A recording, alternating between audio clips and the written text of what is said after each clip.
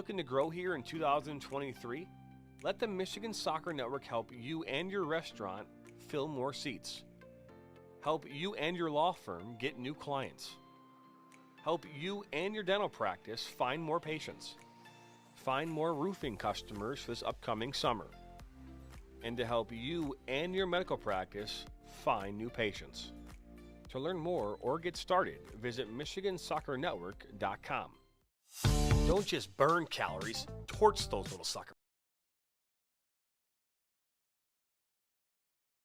Their first ball, their first uniform, their first number, their first teammate, their first goal, their first coach. We take great care in making sure their first isn't their last. We're so much more than a soccer class. Come play with us today at kickstarttoddlersoccer.com. Hey, give me some of it. Okay, all right, I'm going. The Journey, the Tilton Girls, take one.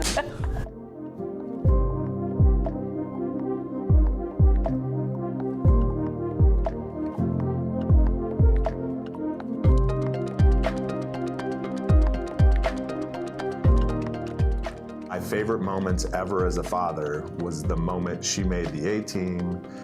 They would always push me and my friends as well. Their authenticity and integrity that they were able to do everything with. I still struggle with a little bit, just like the confidence, like knowing that I'm in a different environment. Could not be more proud of you, Justice, and of you, Remini. It's gonna be a roast here. No, it's not a roast. Motion, and it was hard. Don't tell anybody that. And action.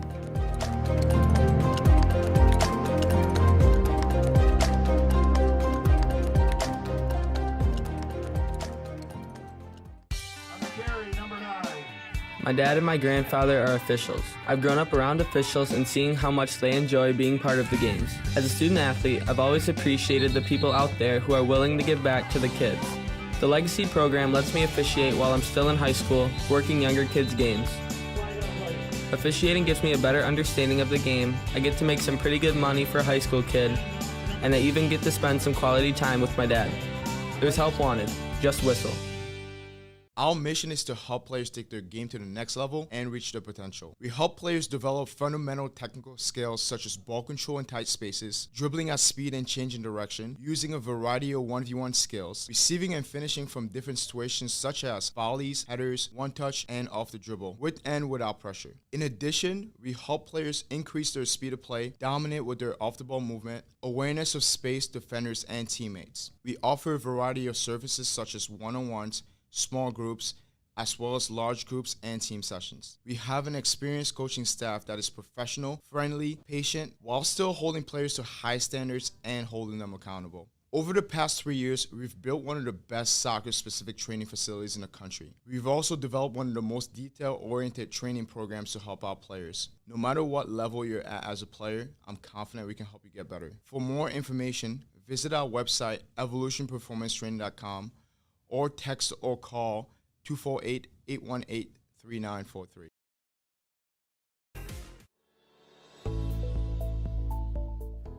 Granite City Food and Brewery has 2 Michigan locations in Troy and Northville. Serves made-from-scratch food, brews in-house beer, and even has brunch every Sunday from 9 a.m. to 2 p.m. To learn more about their daily specials or to book a private party, visit gcfb.com. Make sure you head over to Granite City in Northville at the corner of 7 Mile and Haggerty, or the Troy location at 16 Mile and I-75.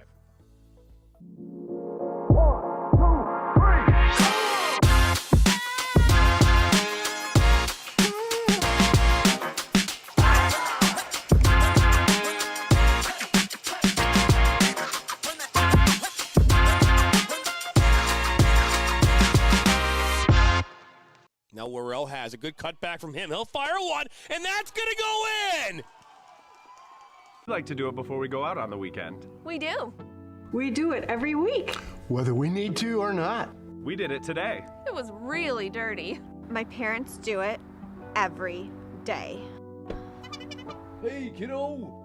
Do it every day with the Unlimited Club only at Jack's Car Wash. Protect your car from the hot summer sun, dust, dirt, and contaminants all summer long with the Jack's Unlimited Club. Join today, starting at just $24.99 a month. Are you looking to grow here in 2023? Let the Michigan Soccer Network help you and your restaurant fill more seats. Help you and your law firm get new clients. Help you and your dental practice find more patients. Find more roofing customers for this upcoming summer. And to help you and your medical practice find new patients. To learn more or get started, visit MichiganSoccerNetwork.com.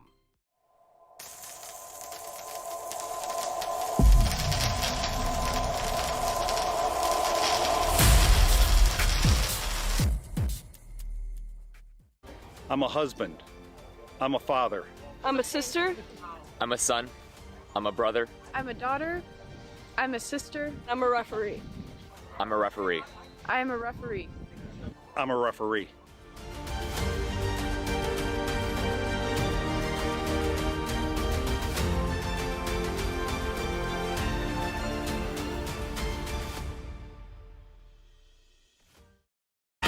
What rhymes with great? Participate. Where does greatness start? Here, in the classroom. On the diamond. In the pool. On the field. Where will your greatness take you? To better grades. To more friends. Yeah! Be great. Participate!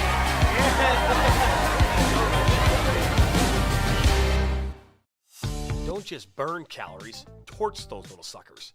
Base Camp Fitness Troy, opening up this March, will help you get maximum results in half the time. Our intensity intervals of cardio and strength training will supercharge your calorie burn, all in just 35 minutes. Make sure to lock in our founders rate and claim your 2-week risk-free trial by scanning the QR code on your screen. Base Camp Fitness Troy, located at 443 East Big Beaver Road in Troy, Michigan. Thank you for stopping by the Michigan Soccer Network. To not miss out on any of the action, all you have to do is simply hit the subscribe button, and that way you're notified every time we bring new content or go live. Thanks for stopping by. We watch soccer on the Michigan Soccer Network! I watch soccer on the Michigan Soccer Network. I watch soccer on Michigan Soccer Network. لا تنسون تتابعونا على Michigan Soccer Network. I watch soccer on Michigan Soccer Network. I like to watch soccer on Michigan Soccer Network. I watch soccer on Michigan Soccer Network. Me gusta mirar fútbol en Michigan Soccer Network. I watch soccer on Michigan Soccer Network. I love watching soccer on the Michigan Soccer Network.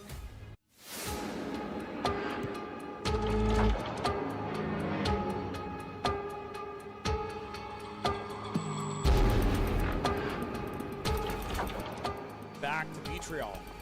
He'll take a shot and he'll bear it. And then he'll fire it from Billows and it'll go in.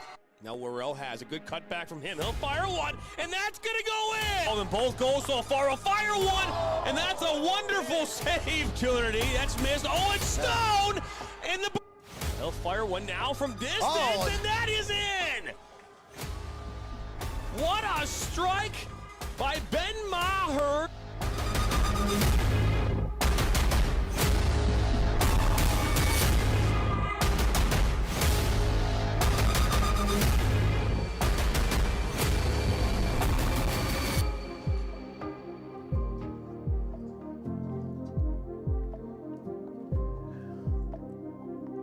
Hello, everybody, and welcome into Birmingham Groves High School here on this Tuesday, April the 4th. It is girls' high school soccer season, and we're bringing it to you live here on this Tuesday evening as Birmingham Groves Falcons welcome in the number 5 ranked and defending Division I state champions, the Blackhawks of Bloomfield Hills. Alongside my broadcast partner, Dan Stickrat, I'm Jonathan Turner, and we're excited to have you here for another exciting soccer season, Dan.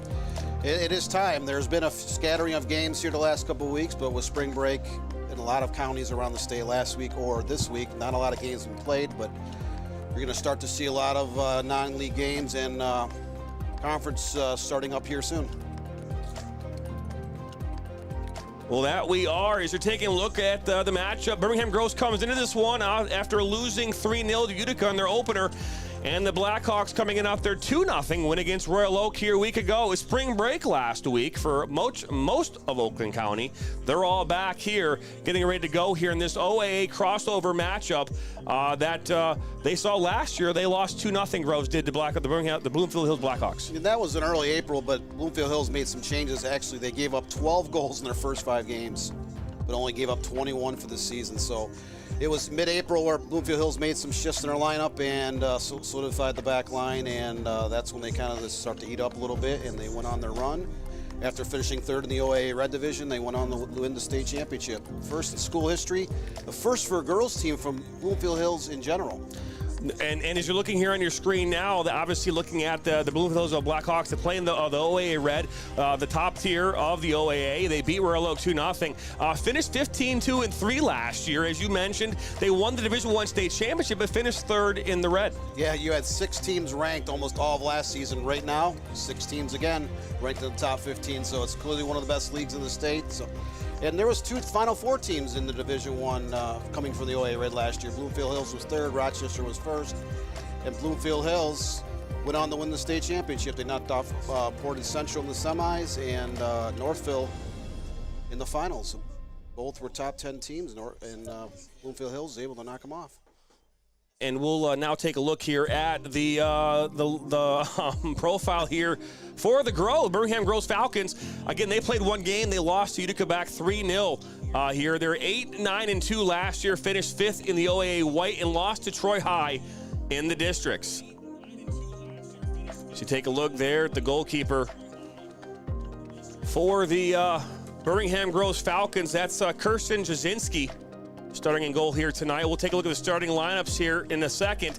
But let's take a look here at the OAA White and the standings. No games yet this season, but this is the OAA White as it stands. Groves, Seaholm, Berkeley, Farmington, North Farmington, Royal Oak, and Oxford. Now, my understanding is that Oxford elected to stay down for this season after winning the Red last year. And they actually won the White. The one I think won the White. Clarkston leapfrogged them, voluntarily moved up as up in the Red. So we'll take a look at the Red alongside the White there, and you see Bloomfield, Troy Athens, Rochester Adams, Stony Creek, and Clarkston make up the OAA Red that you can see there on your screen. So take a good look there at the standings, even though there's no standings yet to report. But let's take a look here at the profile here. This is for the Bloomfield Blackhawks player to watch here this evening. Jenica Opdahl, the goalkeeper. She's a junior, played a Division I state final last year as a sophomore, made 2 saves in the state final in the shootout, and was a member of the Division I All-State team. Again, a goalkeeper, and she's committed to the Air Force. So that is fantastic as you take a look there. She's making some saves right now, getting ready for this matchup. And we'll now take a look at Morgan Perry. And Morgan Perry is a sophomore defender. And she plays for Birmingham Groves. According to her coach, Greg DeCorval, he says she's got uncoachable composure, a rare combination of speed and skill. She's also a member of the National Soccer Club. Fun fact, she loves mac and cheese. I believe she was an all-conference player last year. Yeah, but she did not make it to the All-State. You know, something you might not see a defender make, and that might change this season with the rule changes as far as the Michigan High School Soccer Coaches Association. But either way, you can see Morgan Perry there as she is the player to watch here on this Tuesday evening. As we bring you here into our press box. Hi, I'm John. That's Dan. And alongside him is our statistician for the evening, Mr. Nathan Turner. He'll be bringing you all the stats brought to you by Ollie Live Sports here this evening. So we'll have live halftime stats for you to report here during our halftime report. The game here is scheduled to kick off here in just about 8 minutes. So we are going to step aside here and get ready for this matchup. It's a good one. A number 5 ranked team in the state. Hey, they had a week off. And with that week off, hey, anything can happen. You got to dust off some of that dirt and some of that, the dust, so to speak. But either way, when we come back here, we'll be bringing you the starting 11s for both sides. Star Spangled Banner, much more. You're watching high school soccer on the Michigan Soccer Network.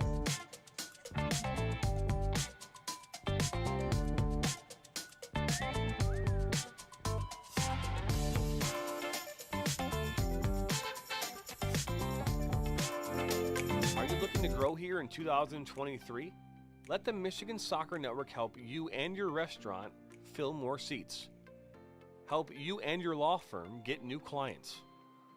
Help you and your dental practice find more patients. Find more roofing customers for this upcoming summer. And to help you and your medical practice find new patients. To learn more or get started, visit MichiganSoccerNetwork.com. Don't just burn calories, torch those little suckers. Base Camp Fitness Troy, opening up this March, will help you get maximum results in half the time. Our intensity intervals of cardio and strength training will supercharge your calorie burn, all in just 35 minutes. Make sure to lock in our founders rate and claim your 2-week risk-free trial by scanning the QR code on your screen. Base Camp Fitness Troy, located at 443 East Big Beaver Road in Troy, Michigan. Granite City Food and Brewery has 2 Michigan locations in Troy and Northville. Serves made-from-scratch food, brews in-house beer, and even has brunch every Sunday from 9 a.m. to 2 p.m. To learn more about their daily specials or to book a private party, visit gcfb.com. Make sure you head over to Granite City in Northville at the corner of 7 Mile and Haggerty, or the Troy location at 16 Mile and I-75.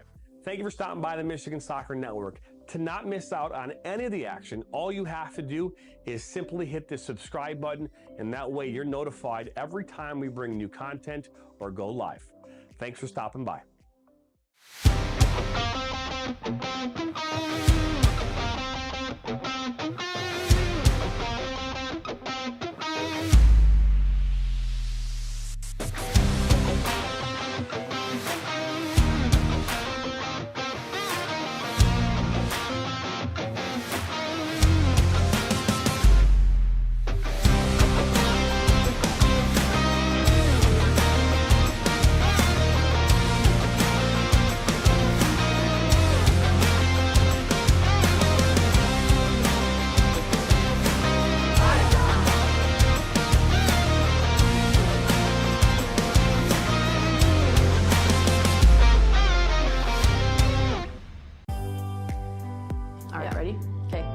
Saying action. Go.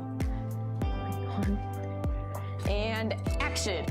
Hi, we're the Tilly Sisters. And check out, nope. We're the Tilly Sisters. Check out our journey on the Michigan Soccer Network. You weren't looking.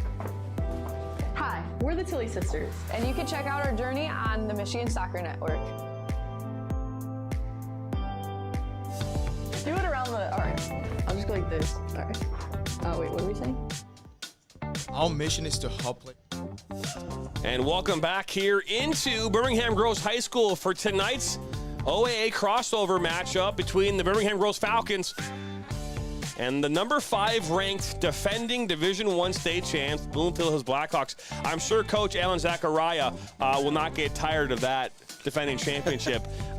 We had a chance to have an interview with him here a few weeks back, and that was a fun experience. And I know that he's excited to continue to play soccer here, and with this team here that lost some talent from last year, looking to find a way to carry that torch here towards another state championship. Yeah, they need to play loose tonight. The state tournament doesn't start till the end of May. This is early April. This is only their second game.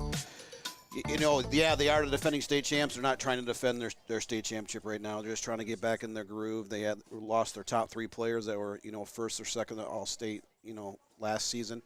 There's some new faces in the lineup and on the bench, and they want to, see how they feel, because next week they'll dive right in with the OAA Red competition. That they will, as you can see, captains here are getting ready here this evening. But let's take a look here at your starting 11, starting here with Bloomfield Hills. Jenica Opdahl, the goalkeeper, will be in goal here tonight. Tess Wright, Charlotte Carlton, Lola Halsband, Helena Parada, Ava Duquette, Emma Henry, Jenna Ofiara, Sophia Spano, Lauren Cushion, and Chloe Salo will be the 11 here for the Blackhawks. Now let's take a look at your starting 11 here for the Birmingham Groves Falcons. Looking there, you've got Kirsten Jasinski in goal, Morgan Perry, Delphine McLaughlin, Michaela Benavidez, Ali Jasinski, Lily Chung, Cameron Pepper, Ava Brown, Cabri O'Gorman, Bella Shabib, and Kendall Gaines will be your starting 11 here. 4-4-2 for the head coach, Greg DeCorval from the Falcons. We don't have the formation for Alan Zachariah and the the Blackhawks, but that's not uncommon for us. We tend to get that sometimes a little bit later than maybe we should. 40-minute halves in this one. It'll be 40-minute halves. There are ties. This game will not go into overtime. Thank goodness we had a bunch of those during the postseason last year with the boys. So this one will not quite make it there. But either way, exciting times here. Is Dan, what would you expect, on a night like tonight? The weather, it's low 50s, right? Last night it was pretty crappy outside, raining and thundering and stuff. Some teams did get their games in last. That was kind of surprising. There is some weather that they're expecting to come in tomorrow and roll in. But what are your thoughts? Well, I think you'll see a little bit of rust, especially because both teams only had one game, a couple weeks of practices, and then they went on break for 10 days or so. Came back to practice on Sunday and Monday. Now they're playing their second game. So, they're more concerned about with league play starting next week of trying to get a lot of kids playing time, kind of get the rotations going, see, who fits in well. Because, not every team had, scrimmages back in March. The weather wasn't great either. And if you didn't have turf field, a lot of the OA schools do have turf field, but across the state, not everyone has turf field. So a lot of schools never even got a chance to scrimmage, before the break. So, we'll see how it all works out. I mean, again, this game is just a non-conference game. It's an OA crossover, so there's no pressure for league standings or, the state tournament doesn't start for another almost 2 months. So. No, it doesn't. We talk about this. This is a very different, type of a season from the girls' side.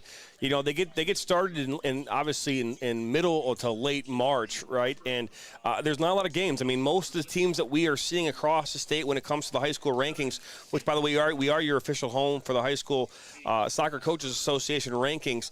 But a lot of these teams haven't seen any competition or any action yet this season. This is only the second game for each of these two teams. There are a lot of teams like Northville who hadn't seen a game yet until tonight. Stony Creek, the same thing. Haven't seen games or action so far competitively this season until right now, which is almost all 3.5 weeks since tryouts.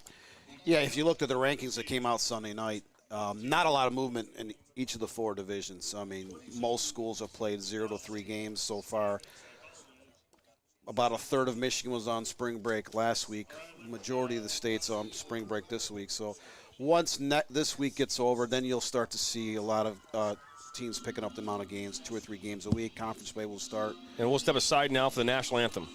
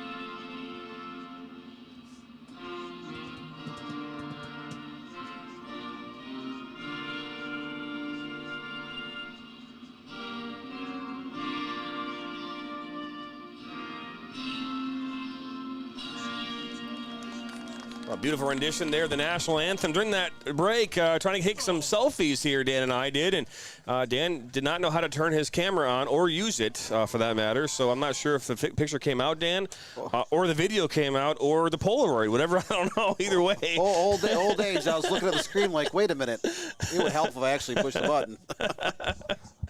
Oh, man. Again, today's stats are brought to you by Ali Live Sports. Powered by Ali Live Sports, as Nathan will be doing our official stats here today. The official live game stats provider here for the Michigan Soccer Network and the high school girls soccer season. Ali Sports is changing the youth sports experience with meaningful, positive data for every player in every game. All you got to do is head to the Apple or Google Play Store and download the app for free. So as we are about to get things underway here, Dan. Exciting times, man. Yeah. Yeah, you seem excited, are you? Sorry. No, it's okay. To each their own. But so tonight in the all-white kits, going left to right on your screen, will be to start this first half. Will be the Blackhawks from Bloomfield Hills, as we mentioned, coached there by Alan Zachariah.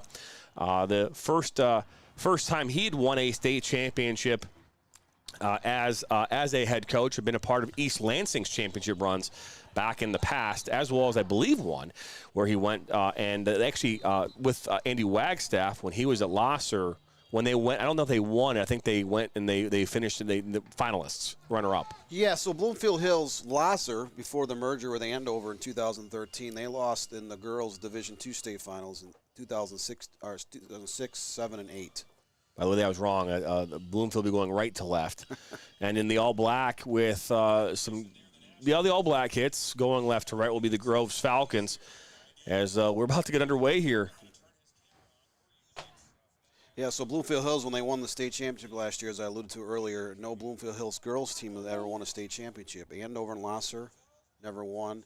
Bloomfield Hills Cranbrook Kingswoods never won in the girls' side, and Bloomfield Hills Sacred Heart has a unified team with Clarkson Everett Collegiate. So it's the first time ever in the city's history they came home with a trophy for girls soccer state champions. And we are officially underway here with our girls high school soccer season. We're live here from the Birmingham Groves High School, the brand new complex. Multi-million dollars being spent on new turf fields and a whole lot more. Alongside Dan Stickrap, my name's Jonathan Turner, and we are in the first half here as the Blackhawks make their way going on the south side of the field. And this is kind of bittersweet for me. This is the first time I've been back here to Groves. I coached here on the men's side, the boys' side, for 5 years. That was Hall's Bend, and then cleared away by the Groves defender. Yeah, they did an exceptional job with a lot of the facilities here. You're looking at soccer, track, football, lacrosse. You got baseball and softball around the corner to the north. They invested a lot of money in their entire sports complex, and it looks like they're redoing the field house as well. That they did is Opdahl with her first touch of the evening will look to play it up, and the flag for offsides will go up. That is the first offsides of the match. And our first official Ali Live Sports stat. As Morgan Perry, our highlighted player here to start this game, lays that out wide. We'll put this one back in. Brought down there by Charlotte Carlton. Carlton, a senior midfielder defender, is now foul called here by the official. Gonna call that for handling.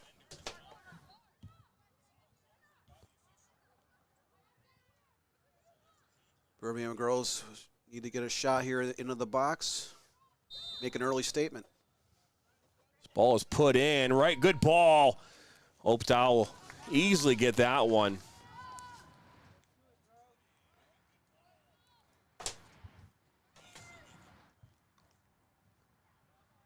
It's a good start there for the Falcons. You want to get some pressure early on, Dan. Especially against a team like this. They got that asterisk or that star on everybody's roster this season, or every schedule for that matter. As now here come the Blackhawks. This ball put in the mix, and that's going to go out for a goal kick. As Jasinski here, watch that one sail into the side netting. Right idea, though. Bloomfield Hills definitely had numbers here on the near side. Just couldn't corral the ball into the box. Something that we talked about a lot when I was, early in my high school career. I was part of a school in Troy, Athens that had a lot of championships. And, something that Tim Storch told us, and I'm sure Alan Zachariah has said as well, is, hey, everyone knows you won the state championship last year. Everybody is looking at that game when they play against you as an opportunity to say, hey, we beat the last year's state champions. What do you think about that? Yeah, I mean, it's definitely a bullseye on your back, so to speak, if you come into the next season with the defending state champion, tag. Everyone wants to play you. Everyone wants to, say they knocked off state championship team, because usually when teams win a state championship the next year, in more cases they're ranked, especially early in the season. So it's not just beating defending state champ. You're playing a team that's ranked in the top 15 in the state, as Bloomfield Hills is in the top 10 again this year. That they are, as we're going to see a Goal kick here from Jasinski, the senior goalkeeper.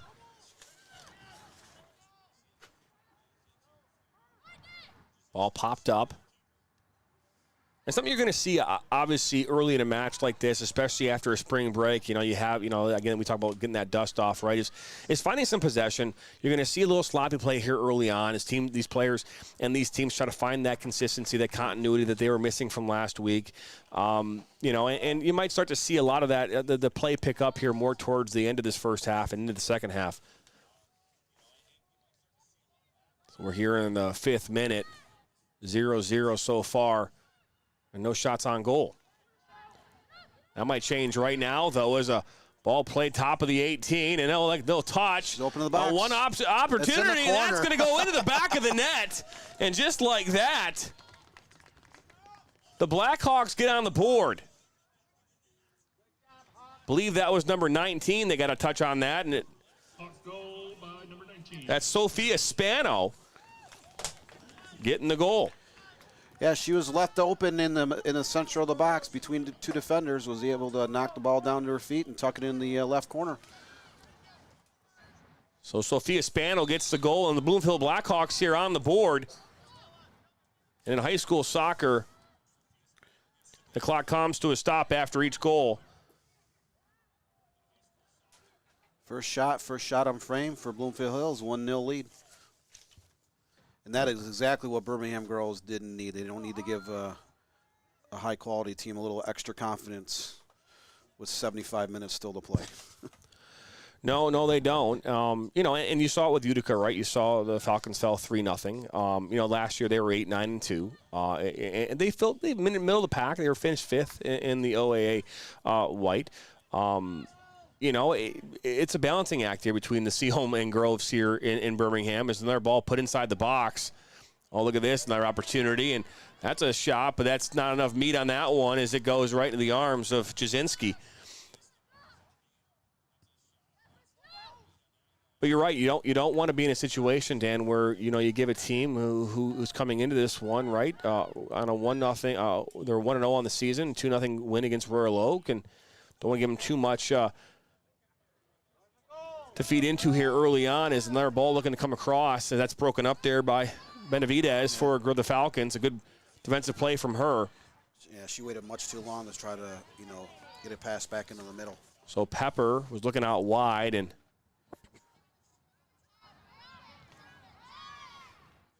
Hallsbend still has it at her feet. She's defended there by number 7, Gabrielle Gorman, the junior midfielder.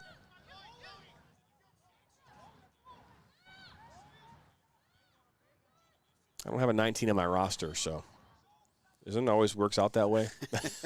It actually might be Ali Jasinski. No, it's not. It's a number 19, so it's not uncommon for us to get numbers that don't match. So not the first time, or will be the last time.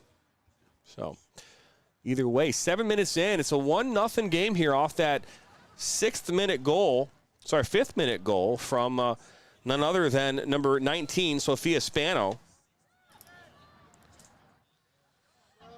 So last year, early in the season, Bloomfield Hills, was scoring goals, but they had a hard time keeping the ball out of the back of the net. They had early April last year, they had a 5-5 draw with OAA Red Division rival Troy. And then the next week, they were up 3-1 on Rochester, which went on to win the league, and Rochester came back for a 4-3 victory. So again, I said earlier, they gave up 12 goals in their first 5 games of the season, but made a run all the way to the state championship, and they only gave up 21 goals the entire season. So they definitely shored up their defense in mid-April. So we're going to see our first corner here of the match. Again, that first corner of this match.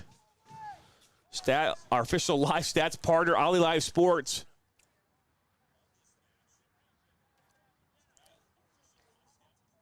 This ball is played into the mix, and that's a nice header, and that's going to find the back of the net.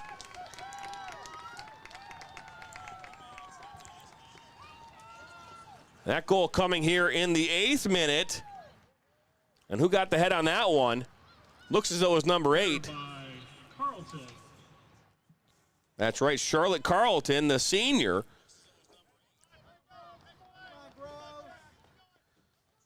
getting a fast start here. 8 minutes in, it's up 2-0. Perfect cross off the corner. Right to the middle of the box. She got up high. No one on her. Left no doubt. Headed the ball back, right striking the net. Charlotte Carlton on the goal there, number 8. Goal kick. That is, you know why you're whispering. It's number 8. 10.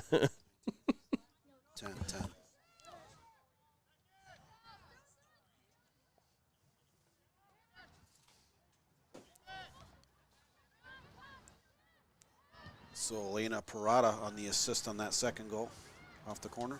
The assist goes to Elena Parada. Nice. So now Carlton out wide here to Ofiara. Well, good defensive play. That was Carlton there. Bloomfield Hills is doing a very good job of getting numbers, spreading out the entire field. They're getting the outside midfielders all the way out to the touch lines.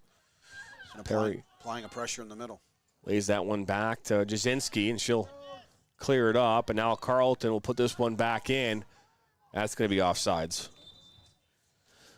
But this part of the match is brought to you by Granite City of both Troy and Northfield. Granite City Food and Brewery. Eat good eats, drink good drinks, have good times. Visit Troy location at the corner of I-75 and 16 Mile or at the corner of 7 Mile and Haggerty in Northfield. I want to remind everybody, it is Taco Tuesday, so it's a taco trio for $10, 99 cents. Chips and salsa, $3 margaritas for those that are of age. Good tackle there. Now the referee will blow the whistle. Blackhawk foul. So a great start for Bloomfield Hills, tucking 2 in the back of the net in the first 7:39 of the contest. Both shot attempts on frame and both found the back of the net. 2 for 2? 2 for 2. Can't beat that.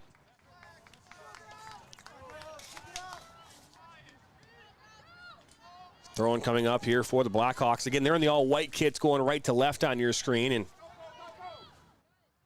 that's Chloe Salo on the ball. Good ball inside. Maybe another opportunity. Oh, good ball getting by. Keeps going. That one's finally defended well there by Ben Benitez. And out now, I believe, for a goal kick. That was Emma Henry there on the ball. Well done from Henry. Well, these two teams faced off April 21st of last year, with Bloomfield Hills registering a 2-0 victory over girls. Already have a 2-0 lead, and the game is just over 10 minutes old. So Jasinski now puts this one back in. Here in the 11th minute. 29 minutes to go here in half number 1. There's a good ball here, played towards his near side. That's Bella Shabib on the. There's now a foul being called, and that one will go against the Falcons. And I believe that's her first foul of the day. Maybe I'm wrong. Let's go to our official statistician, Nathan. What do you say? First foul for Groves? Yes, it is.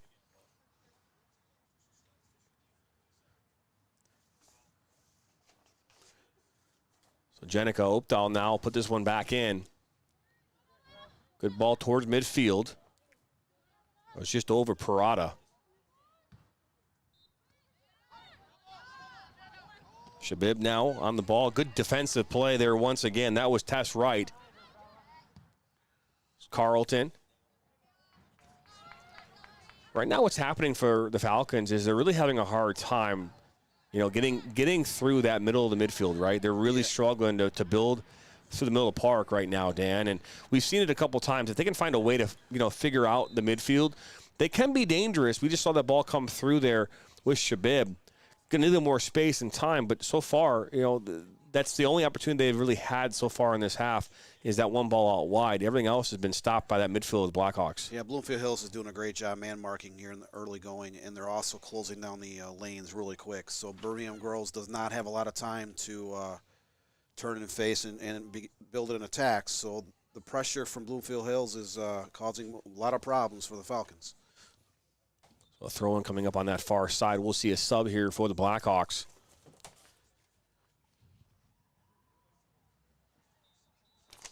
Looks as though Ava Duquette came off. Not quite sure who came on, Dan. Maybe you have better eyesight than I do. That's something I don't have. So is Sallow. She loses the ball, but how's Bend? Blackhawks bring it back under control. That's Carlton. She scored a goal already here today.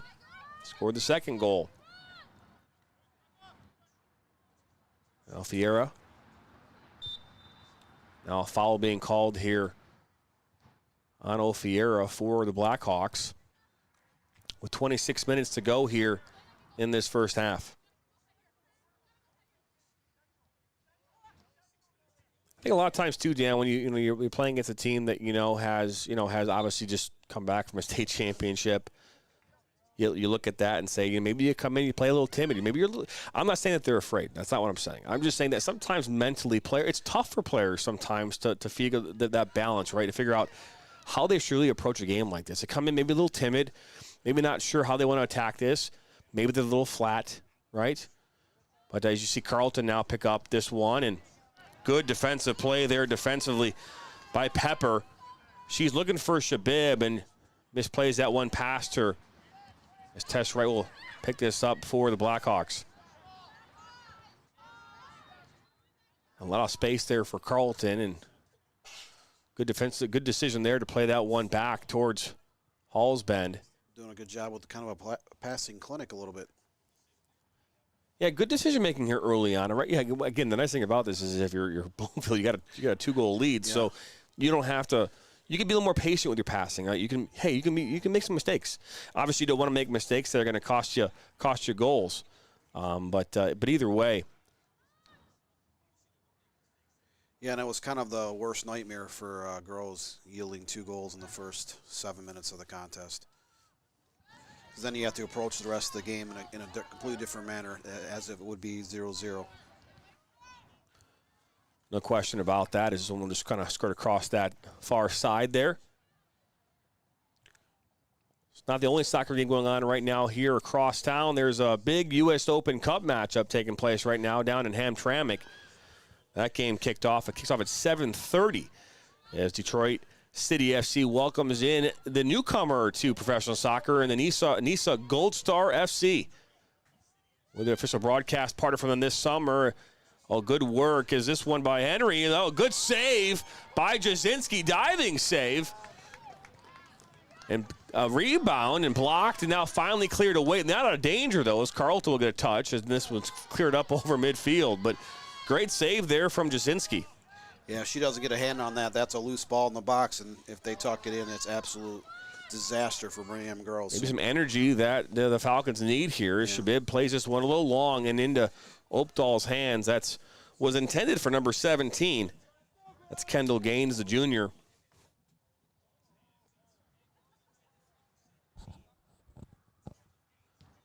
But yeah, the Detroit City FC playing in that matchup. Obviously you'd imagine that, you had a team in the USL Championship who's beaten an MLS Columbus Crew here last year in the same tournament would have the edge in this one. But, you don't know. I mean, anything can happen in these games. We've seen it time and time again. You see a team like, Detroit City FC, who should be the obvious winner in this one, but they're playing against a team that's new, untested. They did play their first matchup in the NISA League here this past Saturday. They fell to Chattanooga FC 3-0. But Alex Lubianski, he is ready and he is up for the challenge, and so is his team. So we'll see how that one goes. Steve Besk is there tonight getting our full coverage here. We'll have that, hopefully some action, some highlights available for you tomorrow. It's part of our broadcast here on Thursday as well as on Friday, because we've got 2 more games this week. Confirmed at Waterford Mott, by the way. Okay. And we got OAA Red Opener later this week with Troy playing Rochester Adams, a battle of top 15 teams there as well. That's right, number 13 versus number 15. This is Henry now. Takes this one inside. Looks to play this at the top of the 18. Oh, good lay back there. Looking to take a shot. And Benavidez gets a touch on it. And then the save there by Jasinski. They're making her work for her paycheck tonight. Jasinski is quite active in the back. So far, I think all shots have made it on target. Yep. 4 attempts, 4 on frame. 2 in goal, so.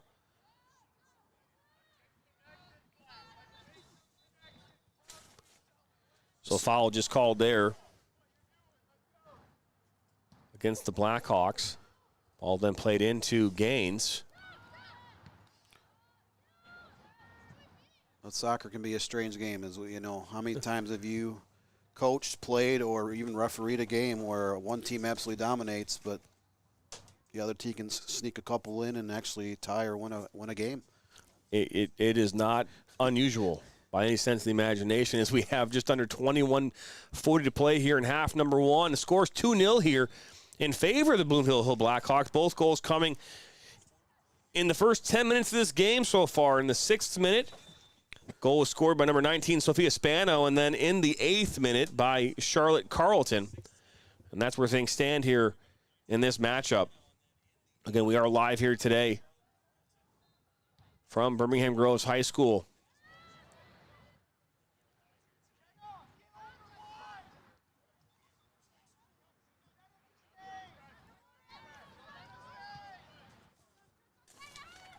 That's right now on the ball for the Blackhawks. Out wide, and going to cut that one back was Parada. Met defensive there by Perry, and she does good work, as that will go out of touch. But this part of the match brought to you here by Evolution Sports Training. Join Evolution Sports Training for Fishing Fridays every Friday. Is this ball, look at that. Sallow now will bury one. Speaking of finishing. Oh, there you go.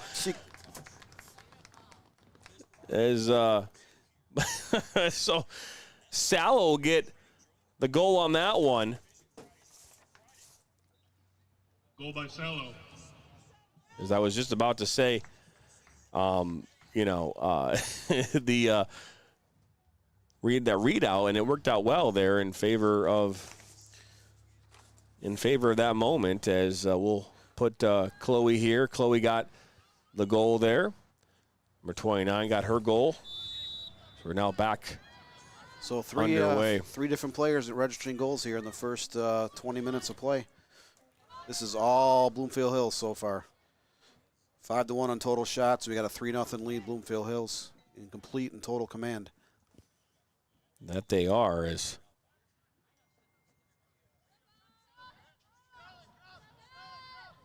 but look back to this readout here. Join Evolution Soccer Training for Finishing Fridays every Friday from 7 to 8 p.m. Players will receive specialized training dedicated to enhancing your ability to score goals, which so far Bloomfield is on top of their game. Visit evolutionperformancetraining.com and use promo code MSN10 to receive 10% off your session. As this ball's played inside, and Perry will knock that one away. So, you look at this. Okay, OAA red opponent. You Division I, state champion. You're gonna. There's some youth on this team from the Falcons. You're seeing it with Perry as she's a sophomore center back. She's the highlighted player here tonight. Strong player for them. There's a bright future here for Groves. But right now you're seeing, a team in the Blackhawks that, know what they're doing. As this ball is played in, and Jasinski, yeah, Bloomfield Hills is looking like a well-seasoned team already. Granted, they haven't started the OAA Red competition yet. That will come soon, but they're knocking the ball around well. They're finishing 3 out of 5 shots. They have playing some confidence. This is a good chance for Coach Alan Zachariah to play a lot of players later in the game, try some different formations out, kind of get ready for the OAA Red coming up. That they will. Is this ball now out of touch on that far side? We'll see a sub coming now for the Falcons.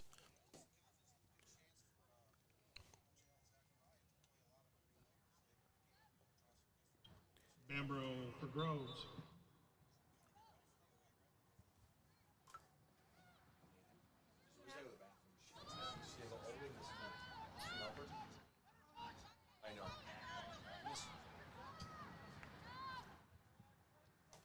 Ball skirt out here now to this near side. It was last touch there by the Blackhawks and Parada.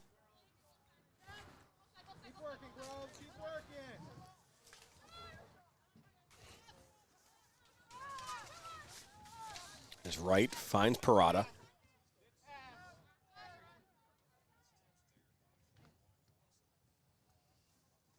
Apologize, that was actually Charlotte Baraki.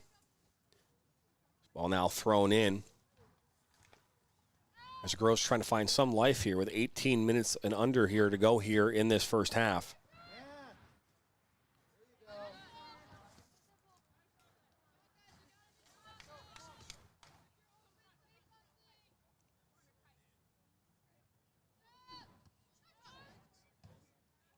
Carlton will get a touch on that, looking for Salo, who just scored a goal here a few moments ago, and that ball played back from Perry to Jasinski.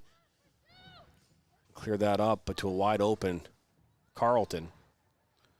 Although it doesn't seem like this long ago, but Birmingham Girls actually has won state championship to its credit as well. Back in 1998, when the MHSA split from... Henry with a shot. What a diving save from save. Jasinski. Rebound to Parada across the goal mouth. The flag will go up for offsides. Jasinski having a game. So girls won the Division II state championship back in 1998, the first year they switched to four even divisions. The only time they've ever played in a state championship match. Bloomfield Hills, which opened up in 2013 after the merger,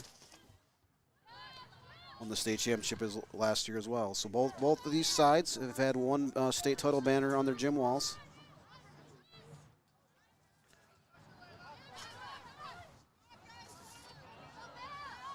That's Shabib now looking for Kendall Gaines. Gaines will come up with it. Met there by Tessa Wright. Tessa, good defensive work from Tessa. She wins that battle. And that ball will be knocked out of play as we'll see a couple of substitutions now coming on here for both sides. So we are on the 25th minute, 15 minutes to go here, Dan. You know, and we really haven't seen much offense here so far from the Falcons. We've seen some opportunities here, a little more down here towards this near side. The Falcons are going to have to find a way here in this game to find a way to pick apart this midfield. Maybe put some balls over the top, challenge that back line. But what are they going to have to do here to create something here? Yeah, they've going into these last 15 minutes in the second half. Unable to consistently string passes. Oh, look at together. this ball is almost. Jasinski will clear this one up, and so they have to start to, you have to be a little bit patient, game of patience, but. This is Duquette. Takes it inside. Good cut back from her. Oh, good defensive play from Perry. But you can't do that. You can't force the ball back up and then put your defense right under pressure again. Right. That's gonna cost you all night long. A Salo now out wide. Good break up there by Benvenidez. Turning the ball over much too quickly. And then Bloomfield Hills is, in return is getting great numbers up the field. Oh, great move as this ball is shot, and that one will go wide. I think that's the first missed shot of target tonight so far. Goal kick.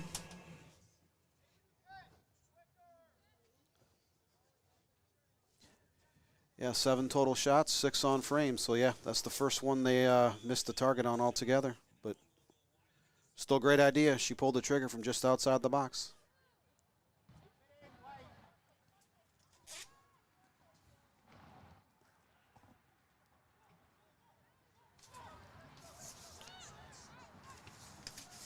Ball's out wide.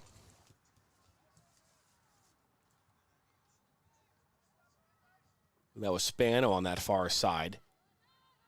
Almost taken down. Stays up as a one-time shot. Goes right to Jasinski. That was Brooke Green on the shot. This part of the match is brought to you by our official live sports stats sponsor, and that is Ollie Live Sports. That's right. Live sports tracking, team management, and so much more. All you got to do is go to the Apple Store or the Android Google Play Store and download the app today. Your official live stats partner of the Michigan Soccer Network.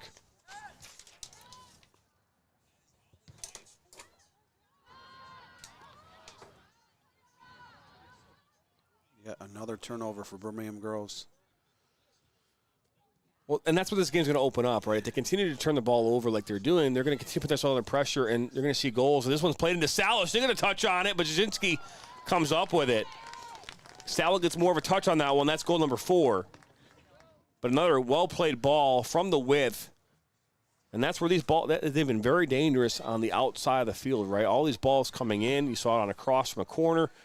You're seeing these good opportunities from the outside of the field.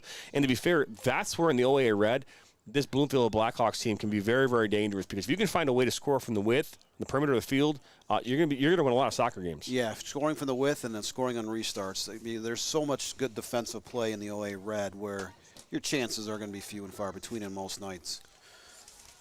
That they are is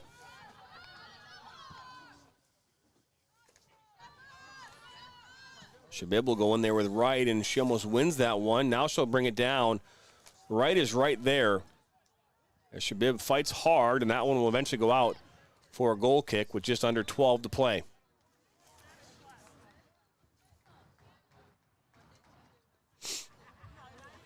So if you're asking what we have on snacks here tonight in the press box, we'll talk about it at halftime. We talk food quite a bit here on the broadcast, as you all know if this is not your first time joining us, but we have candy and treats and delights, so we're excited to talk about that here during the halftime report. So don't go anywhere. We'll when you're grabbing your snacks, we'll be eating ours as well. Yeah, you're right. The concession stand is not open here. It is not. It is not. That's nor are the bathrooms. It's a brand new facility. They got a fantastic and beautiful new turf field off here to the north, behind the new locker rooms and training rooms, which are not currently open. They are there, but you just can't access them.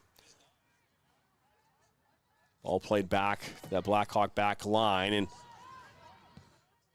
that was Claire San Juan almost winning that ball there from, almost went to the back. There's another one to the back. That one, as this ball played up, is now Salo will run onto this. She's already got a goal in this one, scoring it in the 20th minute. Cuts it inside. Looking to put this one across the top of the goal mouth, and that one's going to be, I think, deflected and out for a corner. The second corner of the match here for the Blackhawks.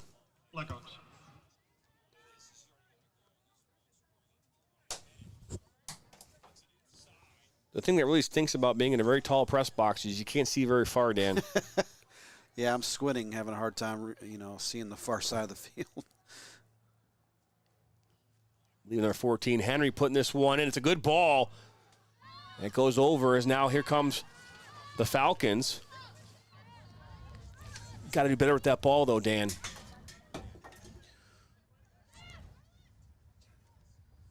Yeah, it was kind of a wasted chance there for Bloomfield Hills. As there comes another ball across into the 18. That one's almost goes towards goal now for the third corner of the match here for the Blackhawks. Goal kick. I'm sorry, my bad. Corner. Blackhawks.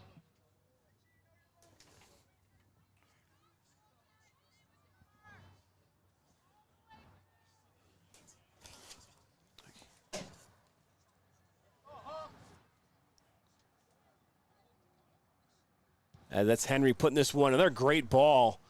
That one goes over everybody and out for a throw-in. She's putting them where you need to put them. I mean, she's putting them where her teammates have a chance. And that's the hardest battle as this ball's played inside and Perry will clear it away.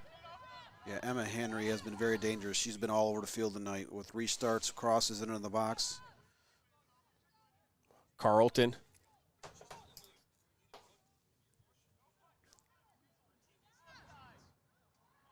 And there's an opportunity. That one's from Spano, and that's Jasinski will come up with it. Another save for Jasinski. Groves is just not doing a great job marking up outside on the flanks. Ooh, as Shabib is met with contact, that's a foul. That was Carlton that ran into her that time, and she's slow to get up. 8 minutes to go here in half number one. Almost looked like she took a knee up to the bottom of the jaw. That she did. So Morgan Perry will put this one back in for the Falcons. Looking to find some life here in this first half. Ball just dropped there and then cleared away.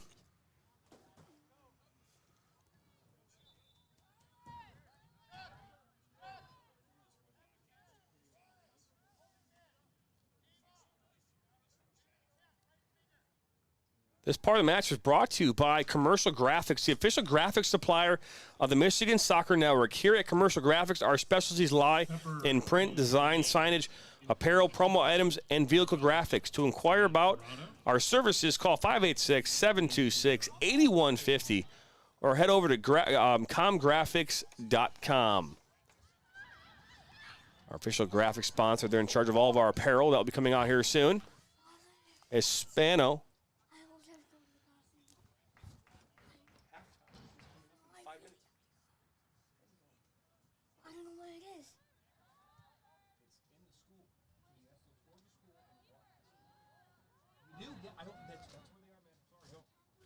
Go.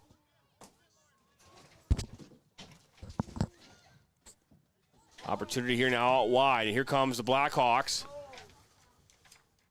Ball's played top of the 18 and tried to clear away. That was Chung. Got another opportunity for Bloomfield Hills where their player down the outside was wide open. Ball's played up towards midfield, towards Gaines, and Groves has equal numbers. it's Ava Brown. She's fouled, and referee brings that one back from the advantage. It's 34th minute, 6 minutes to go here in this first half. 3-0's the score. Goal in the 6th, 8th, and 20th minute. And that's where this game stands so far as Perry will put this one back in towards the 18. Is it heads over to San Juan and clear it away? Videz plays it back to Zizinski. She's had a phenomenal game. Oh, and she almost gives it away, and she possibly does. And then this shot played right inside. That's offsides. Offsides by about 2 miles. Just a bit offsides.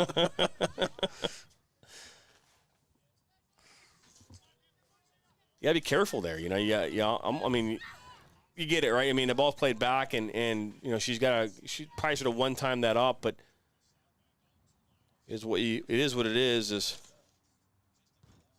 Fiara puts this one in towards. Common thread here in the first half, though. Birmingham Groves has been struggling on the outside marking back positions. They are turning the ball over way too much. They are giving way too much space. Bloomfield Hills is, getting numbers 4-on-3, and it's keeping Jasinski definitely off her heels, but she can only do so much. A ball played inside, and that's going to go. Oh, that's an opportunity as it's cleared away and then deflected off and out for a goal kick. Goal kick. It did turn out to be not a bad night. I mean, this is not a bad night to play some soccer. I mean, it's a light breeze out there. It's for the most part right now it's staying dry. It's been cold and rainy here the last couple of days. I mean, I came from California just 2 days ago, Dan. So, this weather's quite nice. As Jasinski plays this one back in. Even 12 hours ago, it was pouring out. I was up in the Flint area this morning, and it was coming down cats and dogs before 9 o'clock. Carlton, good ball. Played that into Duquette, but Carlton went down like a ton of bricks and then knocked away, and that was Ben Benitez knocked it out. 37th minute, just under 4 minutes to go here in half number one. Now Henry on the ball for the Blackhawks. Hall's been back to Henry. She puts this one in towards Carlton, and that one will go wide. Just the second shot of the night for Bloomfield Hills, not to go on target, but jeez, absolute commanding. They've given up one shot the entire game, and that was in the first 5 minutes, and Groves has not been able to penetrate that back line of Bloomfield Hills. So a few subs coming on now for both sides.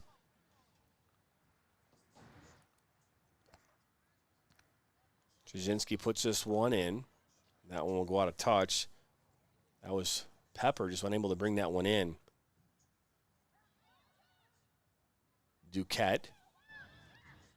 She'll get this one back. Will she be able to keep it on? No, she will not. As runs out of real estate there. Goal kick. Bloomfield Hills keeps going back to what's the wheel there of just pushing it out on the outside. They're getting a lot of crosses off of it, so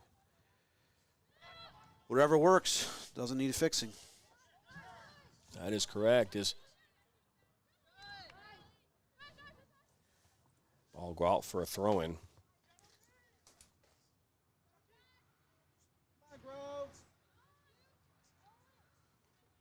It looks like at times in this game, Bloomfield Hills has been pushing 3 players up at forward.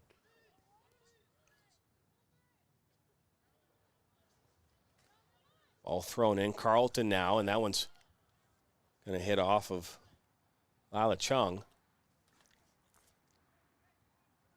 Well, nice little flick there into the box, and now Kendall Gaines. She's got Shabib making a run. Tries to play it in that seam, and just too much pace, but not cleared away effectively there by the Blackhawk defender, and that one's going to be last touched and out by the Falcons with a minute and a half to go. Yeah, Birmingham grows, the more the game plays out, they're going to have to find a way to strike a quick counter. Catch Bloomfield Hills off guard because they've been controlling and pushing so much that, a long counter might be effective. Now Shabib on the ball, and she's almost tripped up there. Enviez looking for Gaines. Now Shabib with a nice little knee, and that one's going to find its way to Opdahl, who's had not much going on here tonight. It's had not been needed much, is what you would say, right? There, Dan? You just have to get that opportunity.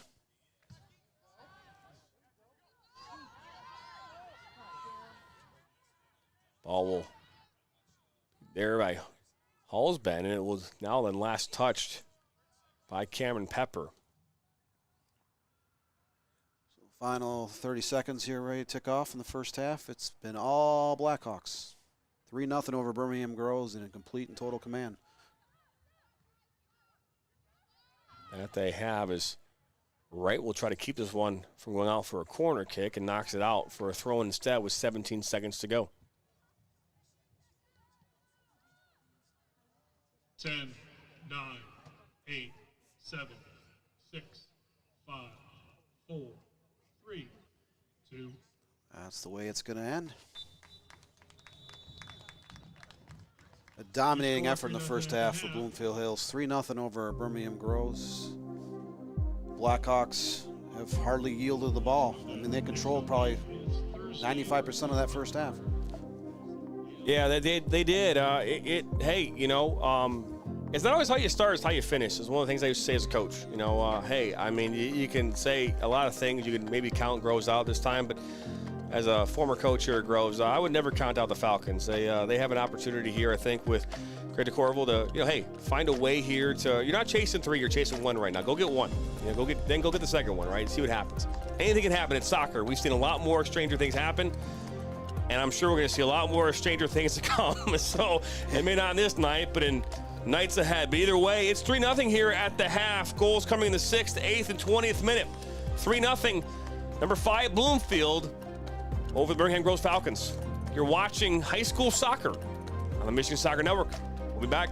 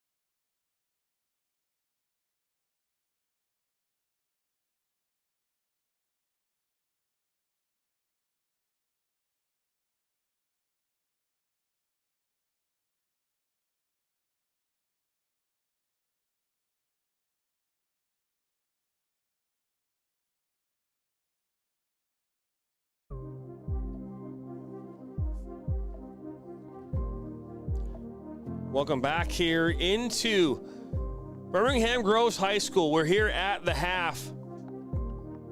3-0 game here. And, before we went to break, Dan, we talked about, the scoring. And let's take a look here at the scoring here in this one. Scoring summary here for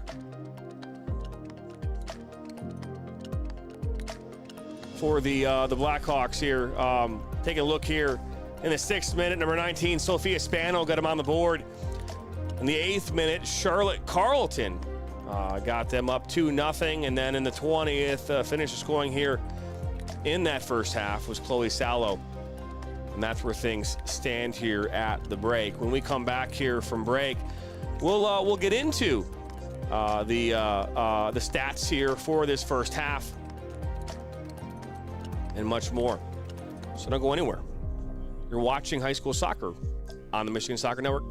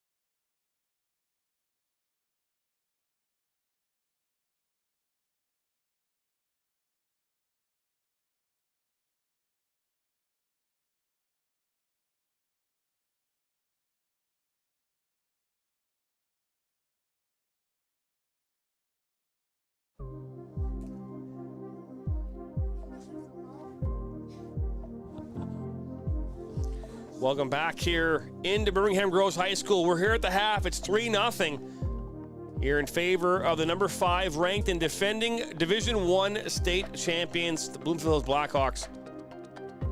Let's take a look here at our first half stats brought to you by Ali Live Sports.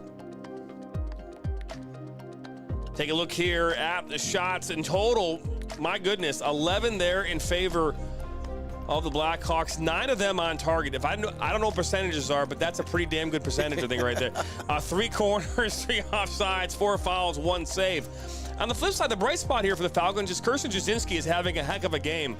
She has made some phenomenal diving saves and kept them in this game. It's 3-0, and you can say, hey, arguably, they're maybe not still in it, but I would say they still are. Yeah, she had 2 brilliant saves. It could have been easily 5-0 here at the half. It wasn't for her play between the pipes. So, but that's a look at your halftime stats presented by Ali Live Sports. And I mean, Dan, as we'll let's bring you into the press box here, and let's talk food here for a second. What did I bring? I brought in. We got some Butterfingers here. We got that. Well, we got the Crunch Bar. We got what else we got here? I'm pretty sure I brought in some Sour Patch Kids as well. Yeah, they're somewhere around here. Where'd they go? Oh, we got there we go. We got Sour Patch Kids right here. That's what we do here at the Michigan Soccer Network. We talk food. Diabetes in a bag right there. Touche there, Mr. Dan Stickerat. But we're just about a minute or so away here from getting things back underway. Yeah, Bloomfield Hills in that first half, they scored on 3 of their first 5 shots. Wow. I mean, 2 in the first 8 minutes. The third came in the 20th minute, and it's been all Bloomfield Hills. I mean, Groves did come down, had the first shot of the game, 3 minutes in, but unable really to penetrate that Bloomfield Hills back line since the first 3 minutes. As we will be getting things underway here in just a moment. Put the scoreboard back up. The second half will be underway here, like I said, in just a moment, as we bring the scoreboard back in. Dan, I mean, so let's talk about our lineup here later this week. We've got, coming up on Thursday night, we've got number 13 ranked Troy High playing host to number 15 ranked Rochester Adams. We've seen them actually in and out of the rankings in the first 3 weeks. Josh Hickey's squad, they've been a good, solid team over the last number of years. Rochester Adams coming off that Division I boys soccer state championship here in the fall. They have high aspirations. On Friday, we'll be out at Waterford Mott as they welcome in Brighton. So a KLA. I think Brighton's in the KLA. They're the KLA. Waterford Mott is not in the KLA. No, they're in the Lakes Valley. Yeah, they moved over.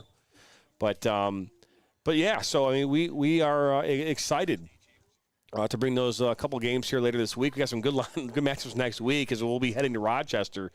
We're going to see Bloomfield a lot this summer or this spring, because hey, when you win the state championship, you're going to get some of that coverage.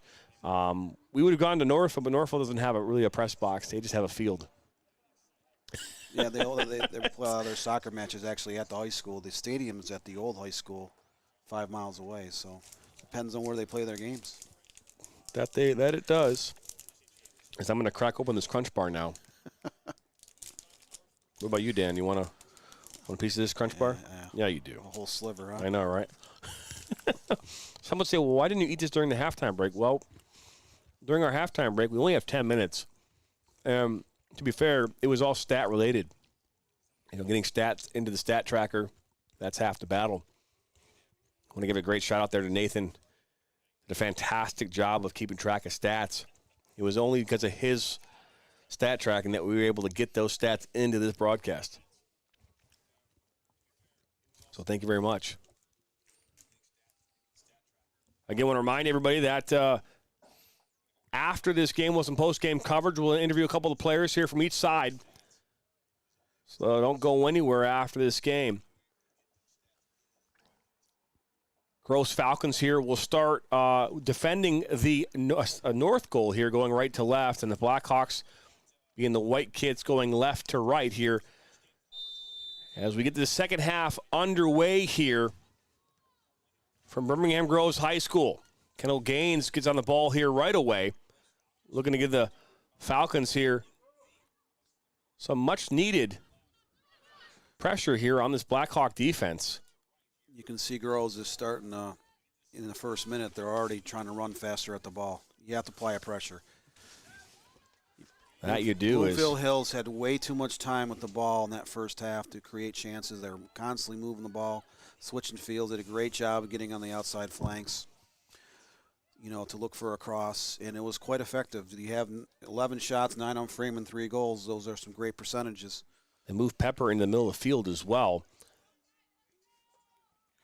So this ball played into that space. Perry will run onto it for the Falcons, and she's met by some pressure. Foul will be called.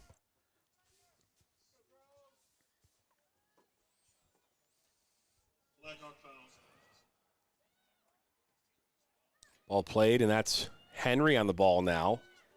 Been dangerous all afternoon. Keeps it going, but Perry finally sticks a foot in and pokes it away. Oh, good play there into Pepper. Groves still looking for their first goal of the campaign. They lost 3-0 2 weeks ago to Utica and down 3-0 here to Bloomfield Hills with 39 minutes to go. So I don't have a backup goalkeeper on our roster, so I don't know who that would be, but either way. Just says number 1, so I don't know if they didn't make a goalkeeper change. At least I think they did for the Blackhawks. Is Salo, Benavidez goes in hard, but Carlton comes up with it. And now Perry puts this one into space, looking for Shabib. Now Hallsben now looks to keep this one on the pitch and unable to do so, but good pressure here a little bit here now for the Falcons. You're seeing a little bit of energy, trying to go over the top. It's good to see that, Dan. All it takes is one. You sneak in one goal, and you have a completely different approach to the rest of the game. Puts the opposition a little bit on their heels. And I'm assuming that message from DeCorval here at the break was like, hey, ladies, the pressure's on them to keep this one going, right? They're going to, and right now it looks a little bit, just from my perspective here, only, a minute and a half, 2 minutes into this second half, is a little flat right now from Bloomfield. They're not in any, there's no urgency from them right now. They're up 3-0. And that's something that, Greg, as a coach, would be saying, hey, you know what, ladies, they're going to take their foot off the gas a little bit, and as they should. Let's take advantage of that. Let's go get a goal.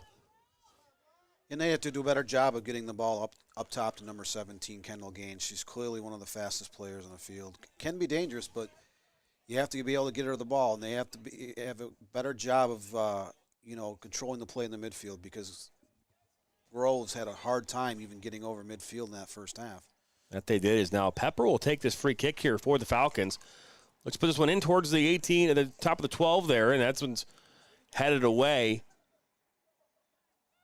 Finds his way to Duquette here on this near side. Looking for Salo. Perry. Oh, it's good work from Perry, but she puts it right in the middle of the park. Plays that one out wide, onside. And the ball put across the top of the 6. Duquette will run onto this, though, and keeps it on the pitch. And put it back. Oh, wide open, and just a missed opportunity. And then off into the side netting. But wide open opportunity there. Unable to get their foot on it. I believe that was Henry that ran onto that one.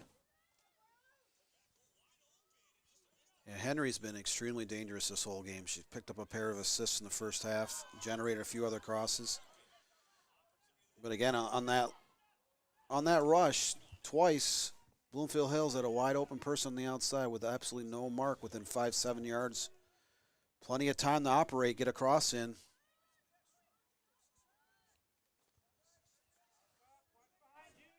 Blackhawks once again will look to press this back line of the Falcons. Up 3-0 here in this second half. Ball played looking to Salo and cleared away by the Groves defender, Chung. Bloomfield Hills also did a good job mixing up in that first half.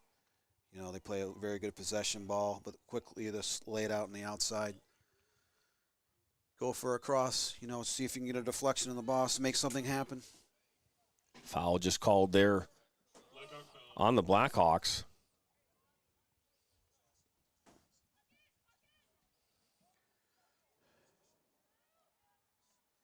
It's Pepper.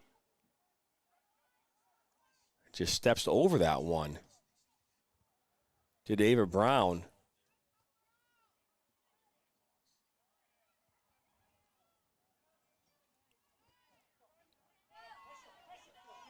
So go look at this. Gaines now trying to run on this one as it's cleared away, but not out of danger. Shabib will run onto it, and Tess Wright is right there.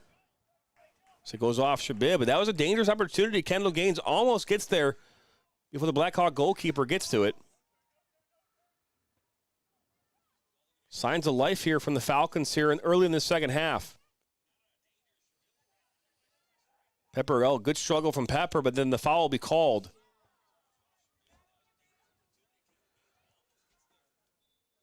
Let's see if Birmingham Groves can generate anything off this restart. So far, they've not been able to capitalize on their restarts in the final third. They've had at least 3 of them so far in this match. So Pepper will put this one back in, using that left foot again. And this will take a shot right away, and that one's going to go up and over. Not a bad idea from 35 yards away or so. She was going for the upper top shelf there, just a little bit too high, but right idea.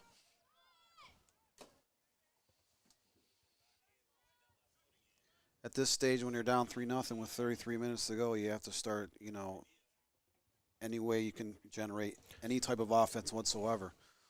All it takes one to kind of change the momentum a little bit. Falcon player on the field. Not sure if what she's pointing to, but now the referee will come over, have a conversation, maybe looking to maybe stop the clock. I don't know if he did. Well, the clock has stopped officially on the scoreboard, so. Just grabbing her right ankle a little bit.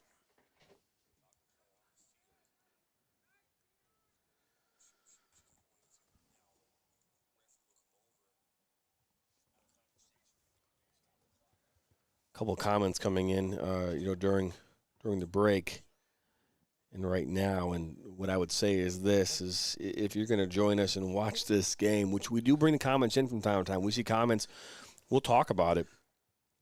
But you're going to have to mind your P's and Q's.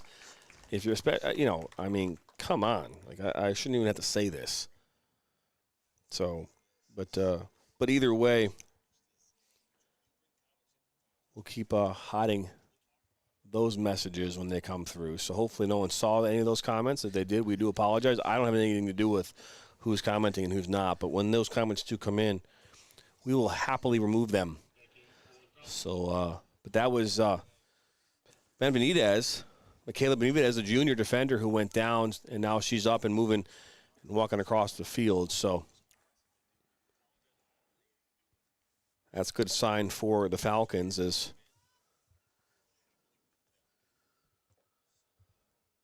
now we'll see a drop ball.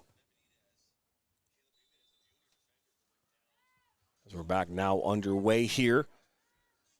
As Henry will switch the point of attack to that far side. Lays it back to Carlton. Early in the season like this, it's not going to do your team any good to take your starters or your routine players and not get them, crucial minutes right now. You're only second game, Dan. I mean, this is the 18th game of the season. It's a different story, right? I mean, you're gonna move players around, give players a break. But when you haven't played a lot of games, you're going to give your players an opportunity to compete.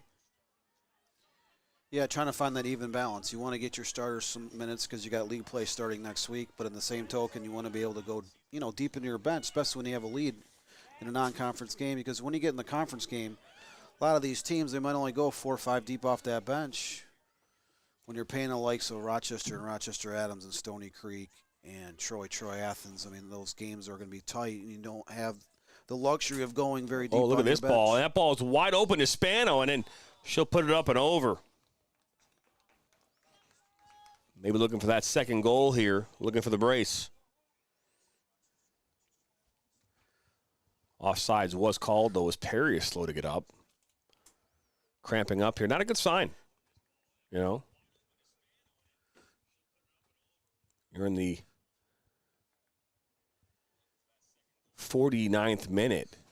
Kids are not in total game shape. It's one thing playing short shifts on an indoor field, in January as to being outside on a regular sized field.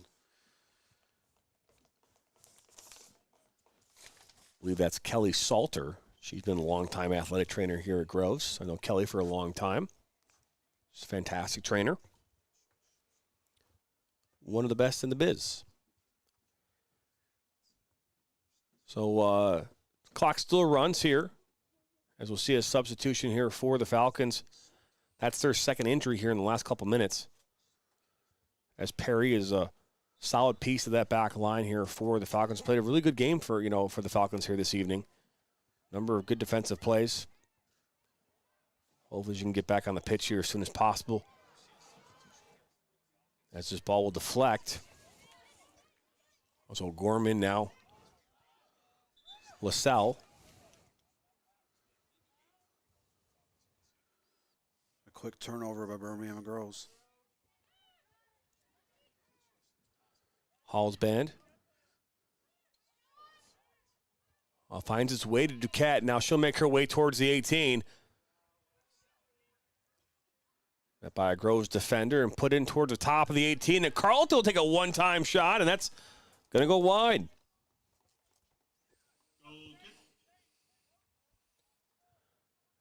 I think the timing of that run, along with maybe her attacking partner there from the Blackhawks, led to that miss hit, because, I mean, she had all day long to line that one up. Grove did a better job on that attack, kind of marking up the middle of the field. It's Carlton looking for Henry, and now Gaines. Oh, look at this. And it's Gaines now will make a good run, and here she comes. Slide that off to the outside. Out wide there to O'Gorman. Inside the 18, and that one's met by Hall's bend, and that might have drawn a corner. No, they're going to call it a goal kick. So good work there. That was a good counterattack from the Falcons. Yeah, you saw a little bit of explosive speed then in the middle from Kendall Gaines of Birmingham Groves. Keep concentrating on trying to get her the ball. When you have that kind of speed up top, you can start to make things happen. She got the ball, beat her to mark, and slid the ball on the outside. They just couldn't seem to get across back into the box.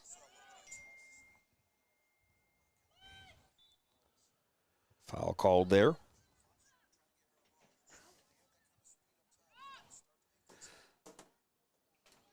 Foul.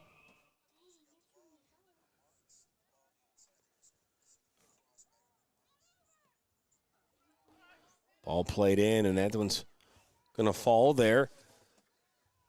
Went to Ava Brown.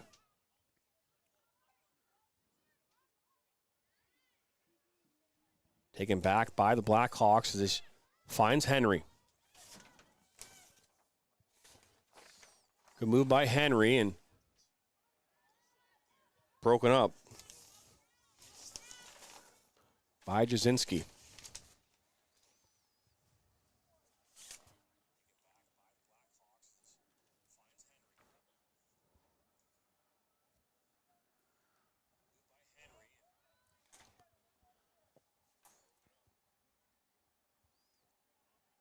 So we talked earlier about the OAA Red. You know, it was a dominant conference last season, expected to be again this year, one of the top 3 conferences in Division I. But besides Bloomfield Hills being ranked 5th here in the early season, Rochester's 3rd. They actually won the OAA Red last year. You got Troy Athens was the runner-up. They're 7th. Rochester Stony Creek is 9th. Oh, look at that ball into Henry. 1-on-1 with Jasinski. Henry gets by her. But too much. But that pressure from Jasinski, well done as she shuts down Henry.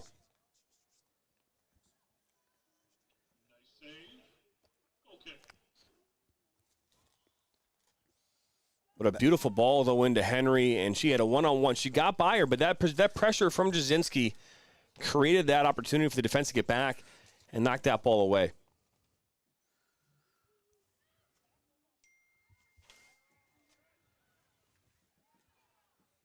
Jasinski is showing her worth out in the field today. And, you know, Bloomfield Hills obviously is one of the best teams in the state in Division I.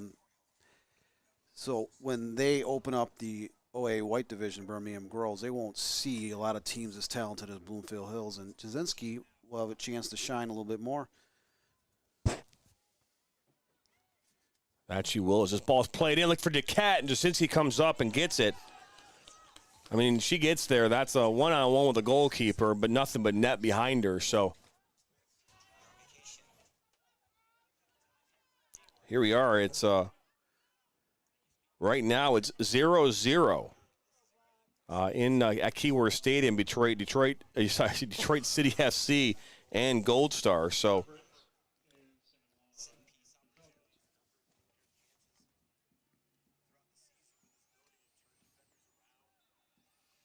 good to see that match at 0-0 if you're a Gold Star fan. If you're a Detroit City FC fan, not so much.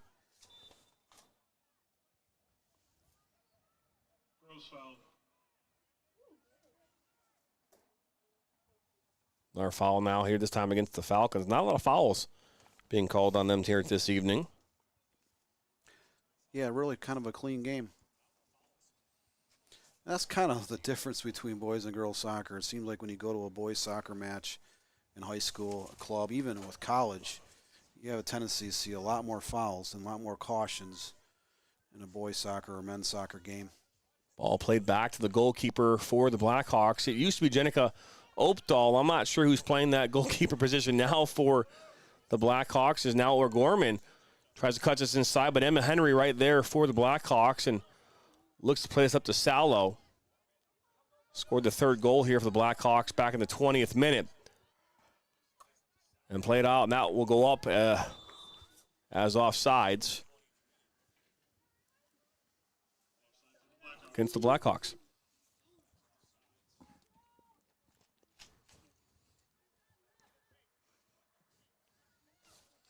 So we were talking about the rankings a couple of minutes ago. The team that Bloomfield Hills beat in the state championship match last season, Northville, is ranked number 1. And then Portage Central, who they knocked off in the state semifinals last season, is sliding at number 2. Rochester is one of 2 teams to beat Bloomfield Hills last year. They're 3rd. Referee is putting his flag up for offsides. That ball went out wide.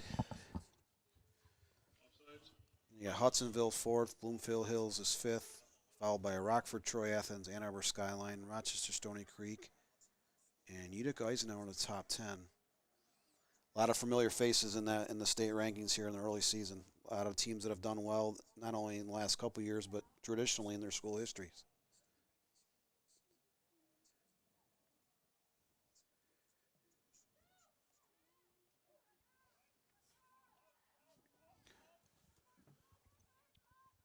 Right, we'll knock that one out. Shabib was there in chase for the Falcons. Look at a throw on that far side with 23:16 to go here in half number 2. Girls still looking for that first extremely dangerous chance. Only 2 shot attempts the whole game. Oh, ball play. That's a good ball. Now she's on. I believe that's Spano running onto that one. Putting inside for Salo, who looks to get a touch. That one will drop back towards the top of the 18 and cleared away. And now Henry will take a shot from distance. Jasinski will come up with it. Wherever you're watching us tonight, we're on 4 different platforms here this evening. YouTube, Facebook, Twitter, and Twitch. So wherever you're watching us tonight, we appreciate it. If you haven't already done so, hit the share button, hit the like button, hit the subscribe button. Reminder that right now we're at 2,969 subscribers. We're just 21 subs away. 31 subs away from hitting that 3,000 mark, at which point Mr. Steve Bask will do the Packy one-chip challenge, is what he said. So we're not far away from pulling that one off. So hit that subscribe button. We appreciate it very, very much. And I want to remind you that this Sunday night, Easter Sunday, we'll be bringing you our high school ranking show presented by Michigan High School Soccer Coaches Association. Live on YouTube and Facebook and Twitch and Twitter at 8 p.m. here this Sunday. So check it out if you haven't already done so. Now we only have 30 to go. There you go. So we're just knocked one off there, so that's good news. So either way, we appreciate you stopping by to watch this game here tonight. This game of the OAA white and OAA red matchup. Brigham Groves Falcons welcoming in the Bloomfield Hills Blackhawks. Salo was looking there for Spano and cleared away.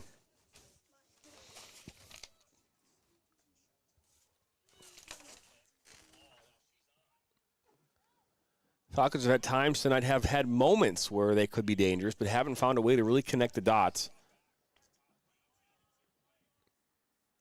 Meanwhile, the Blackhawks have been somewhat quiet since that 20th minute goal. And they went up 3-0 on this near side. O'Gorman plays it inside. Still 5-1 shots advantage here for Bloomfield Hills in the second half, but not a lot of great opportunities. So now Salo, look at this counterattack. 3-on-2. He's got Duquette wide open on this near side, but he likes to go between 2 defenders and plays it out wide. And then this one will be shot up and over. They had Ava Duquette here on this near side, wide open.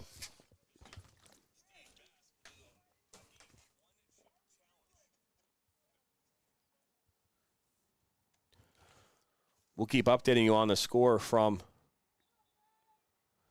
Keyworth Stadium. Again, is in the 40. Last time we checked, in the 41st minute, it was 0-0. But to be fair, a lot can happen in the course of 30 seconds. This ball's played up. Cleared away by the Blackhawk goalkeeper. Right to Sallow.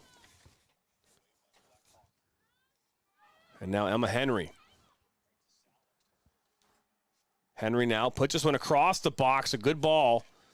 A little too much pace on that one as it'll skate out and out for a throw-in. I believe that was Ofiara. Ball was intended for the Blackhawks.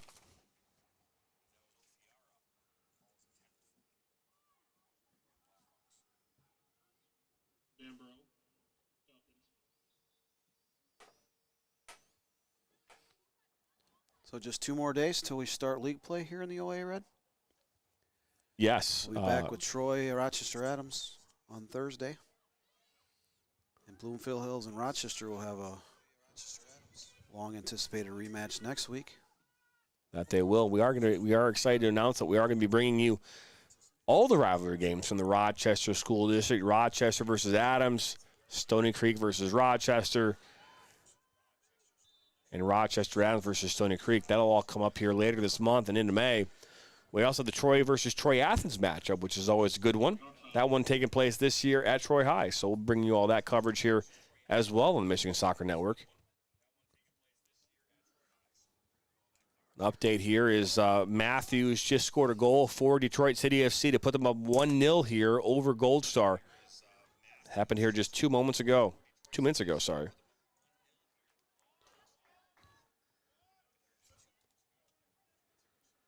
It's interesting, Dan. I was flying home from California on Sunday night, and I had a chance to sit next to a nice couple family, and they're talking about how their kids play soccer, and they did not know that Detroit City FC even existed, which is crazy to think about. But ball across here, and that's cleared out.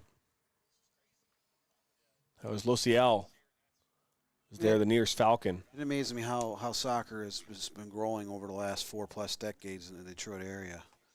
There's so many different teams out there to watch that people still don't know about. Well, yeah, a lot of these professional and semi-pro and amateur teams that exist. No, they don't. They'll go out to the local high school games. They'll go to college games. We got Oakland University right here in our backyard, and lots of colleges around the state are very good on the men's and women's side. But pro teams still, certain ones do not get a ton of recognition. No, they don't. That's Carlton now, looking for Ofiera.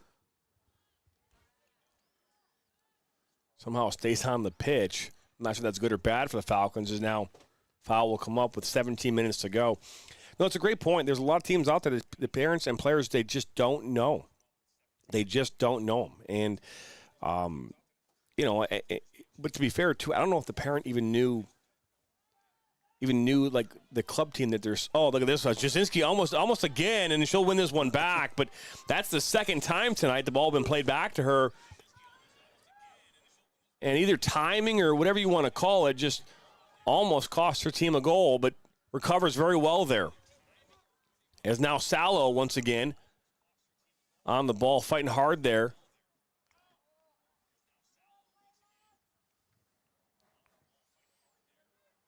But yeah, Dan, the father did not know what club team his son played for. so that's the one they're cutting the checks to. Yeah, I was going to say, you keep cutting that check, you should know where it's going. I know, but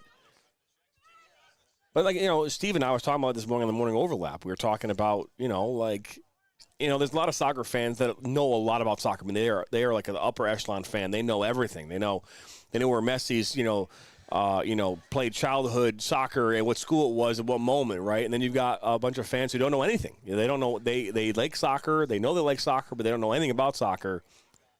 And then all the fans I think there's a whole bunch of other fans that are right in there in the middle someplace, right, where they know enough just to be dangerous. They just enjoy the game, and I think it's a lot of fans. There's a lot of them out there. Look at this work here. Now a shot from distance, and that one's going to go wide. Good work there. The Blackhawk attacker.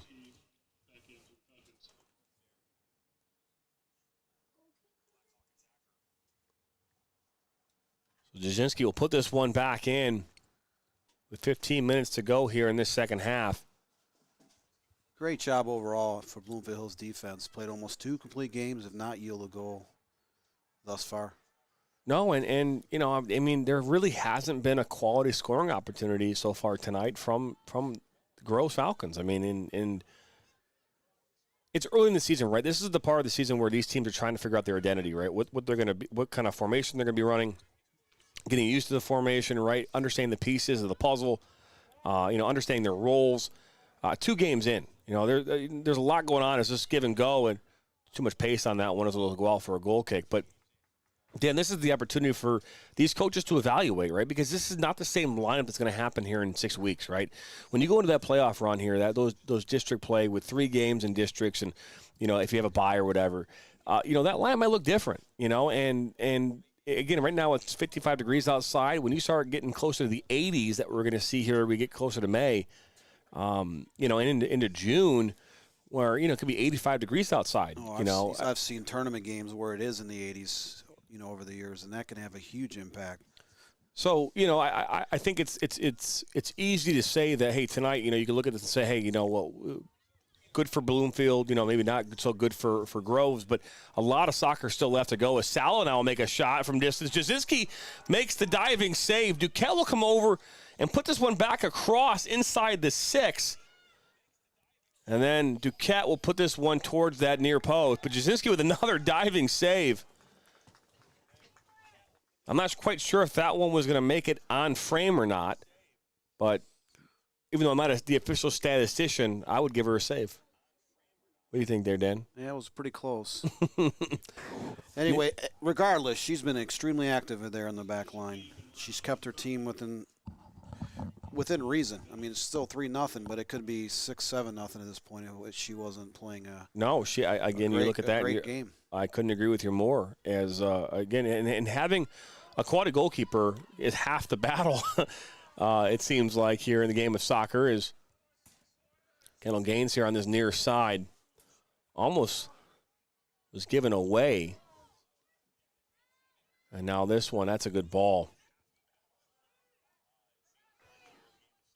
As Henry.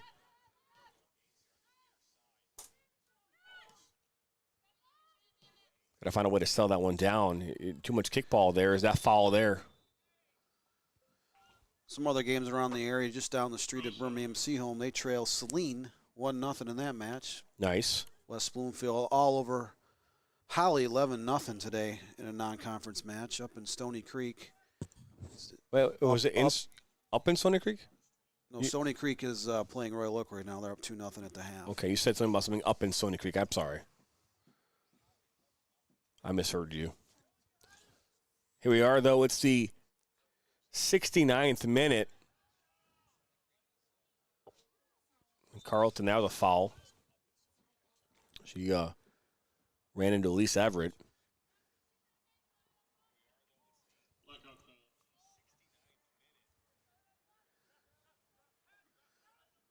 Number 3 Rochester's playing at number 11 Okemos tonight.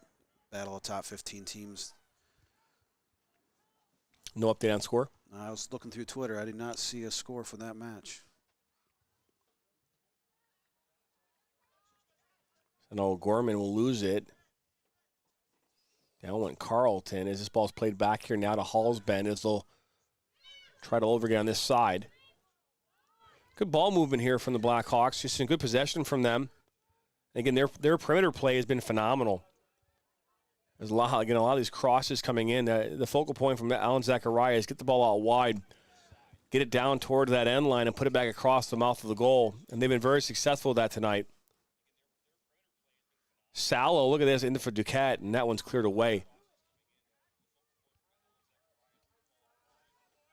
Now here comes Shabib, and that one's cleared away by Wright. Every time there's been a promising attack, the Blackhawks defenders and Wright have done a great job. Hallsbend have done a great job of shutting down that promising attack from the Falcons, and again keeping this game where it is.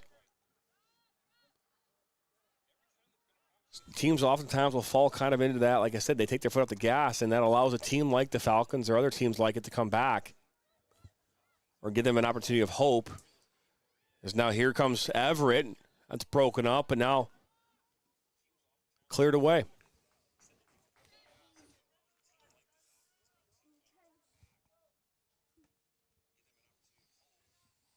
So we're inside 10 minutes. Still 3-0 Bloomfield Hills.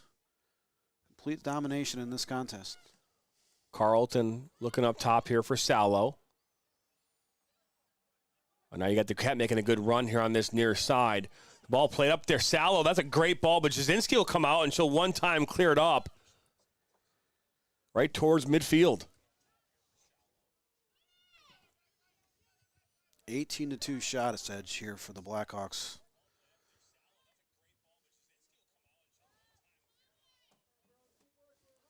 You know, if you can talk about saying, what does Alan Zachariah can take from a game like this, right? What can he learn? That's a foul. What can he learn, you know, from this team tonight, Dan, and his message to his team here with 9 minutes to go here in this second half? Well, last year was last year. You know, certain things that might have worked last year might not work as well this year. So, you know, they have to make adjustments based on their personnel. They did lose 3 All-State players to graduation. I believe they had 5 total All-State players. 2 are back, but what we've seen is they're very good about controlling the midfield and laying the ball on the outsides to try to get across. And we'll see if that continues to work once they get into tougher opponents here in the OA Red and some other non-league games they have coming up. But so far, so good. It's 6-0 scoring edge. Oh, look at this opportunity. That was up and over. So then Greg DeCorville, right, you look at this and say, okay, you know, here you are. You're playing against an OA Red opponent, you know, and – you know, you're losing 3-0. You lose this 1-3-0. You know, what's the message to his team? Just be patient. I mean, obviously they have a solid goalkeeper, and even though they've given up 6 goals in 2 games, but they have to concentrate more on marking up on the outsides. They have been exposed time and time again, especially in the first 25 minutes of the first half, where Bloomfield Hills did a great job of knocking the ball through the midfield and sliding the outside, and there were 1 or 2 players on each side wide open. They've done a better job marking up here in the second half, but the damage was already done. So that is one key thing that they're going to have to concentrate on when they get in the OA white play is limiting the opposition's, you know, opportunities on the outside. And speaking of OA Red and OA White, coming up this Thursday night, you've got Stony Creek visiting Bloomfield Hills Blackhawks, so you'll see an OA Red matchup on Thursday night between those 2 teams. And then Birmingham Groves will host Oxford in their first OAA White matchup here of the season coming up here on Thursday as well. So both these teams here are getting, you know, ready for that league play. And, you know, it's a different animal is the OAA White than the OAA Red. And there's a reason why the league has relegation and promotion, right? It's designed to, hey, the better quality teams that, you know, play up a little higher, right? And I'm not saying that there's less quality playing lower, but, you know, it kind of helps balance things out in the league and allows these players to be competitive night in and night out. And that's what you're seeing here in the white and the red. There's also the blue division, which has a new head coach at Avondale this season. And we'll be covering one of their matchups here a little bit later this month in April. So as we are now here in the 74th minute, 6 minutes to go here in our first game here of the girls' high school soccer season. You mentioned new coaching staff. Oxford was the OA White champion last year. They have a new coaching staff. Let's see how that plays into effect as the season moves along. Well, this ball skirts into the box. Jasinski will just pick it up. Who's the new coaching staff over at Oxford? Do you know? I don't have the list in front of me. That's touche. There's now Ava Brown. Looks for Shabib. And that promising attack stopped by the Blackhawks defense. Something they've been doing all night long. But it looks like all but one school in the OA will have a team this year. Oak Park did not have enough girls for a team, but Southfield is fielding a team this year. And Harper Woods is new to the OA. They're down in the blue division, but they are fielding a team this year. Bell is back in. We're going to be stopping the clock, and not quite sure why. O'Rourke and Ofiara. Maybe there's some blood on her knee or something, on her sock.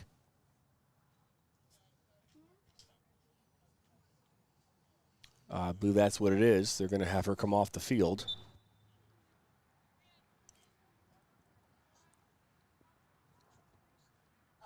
In high school soccer, you all use soccer, and even professional. When there is blood on a uniform or present, the responsibility of the referee crew is to make sure there's a safe environment. Maybe they were checking her shin guards. I don't know if they brought a new goalie in. But the responsibility of the referee crew is to make sure that player, that garment is removed from the field. They find a way to clean it up, and then they can come back on, as long as the bleeding is put back under control. Just like in regards to concussions as well. When a player is perceived to have possibly had a concussion, they must go through a protocol, which the coaching staff as well as athletic trainers have all gone through the process of assessing whether a player may or may not have a concussion. They look for the signs, and then that player can come back on or does not come back on based on that assessment. So, again, don't know if that's exactly what took place here. As they're going to be adding some more time here, it looks as though. Yeah, but you mentioned a concussion. That's always a huge focal point in sports. Well, especially now. I mean, back when I was in my day, it wasn't, you get hit in the head with a frying pan, it was fine. But you see in sports like soccer and basketball, football, hockey, lacrosse, there is a huge concentration on concussion and concussion protocol, as there should be. There's a lot of kids who are out, playing that probably shouldn't have years ago. Where a lot of movies and documentaries that are out about concussions. It's had a huge effect, especially in football.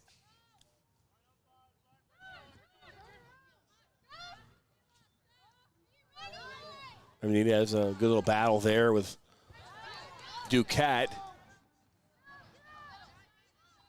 Duquette cuts this one inside, looking for Sallow. A good work from Sallow. She keeps fighting, looking for goal number 2. Cuts it inside, shot, and that goes in. That goal was Sallow. So that goal coming here in the 76th minute. Gets her goal number 2 in the brace. And if there's any doubt before, that doubt is gone.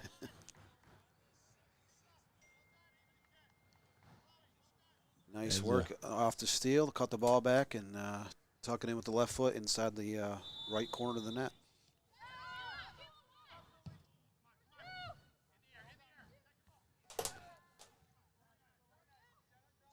So great start here to for the Bloomfield Hills Blackhawks. About to win their second game of the year. Outscored the opposition 7-0 so far. I may or may not have put the clock on. Excuse me, 6-0. They won their first game 2-0.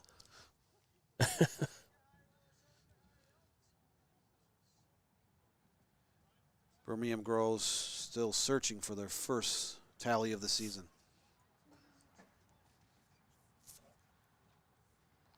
So 3:30 to go here in this second half, and as a good friend of mine would say, you put the cakes on the griddle, or a little mustard on the hot dog, is what he would say, right?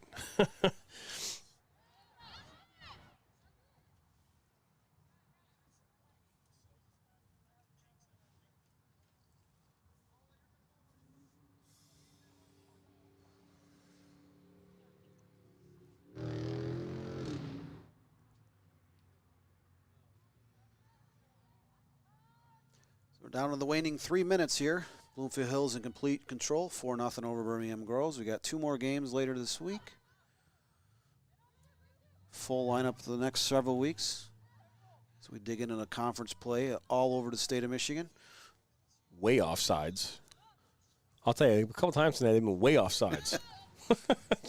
There was that one play late in the first half where she was caught napping and passed it back to her. She had to have been 25 yards off.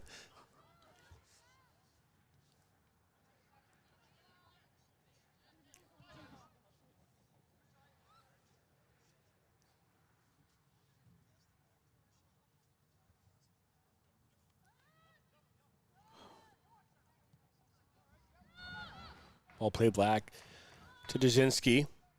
She'll pick this one up with 2 to play.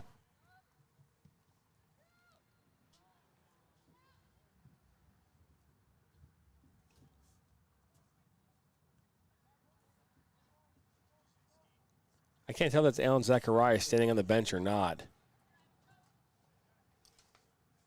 Across the way there, I think it is. Chloe Sallow with the brace already tonight. Now, Duquette now on the ball for the Blackhawks.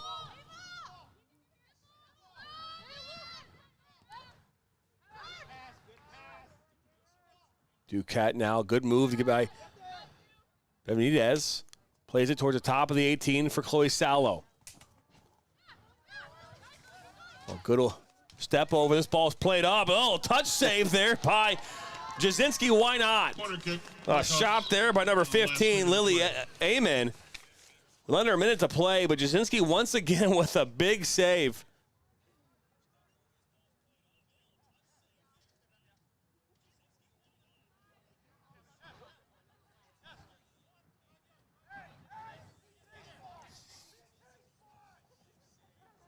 So another corner kick here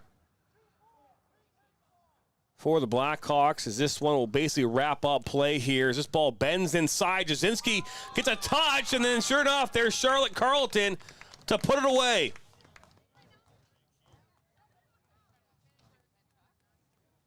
Makes this game 5-0. Goal coming in the 79th minute.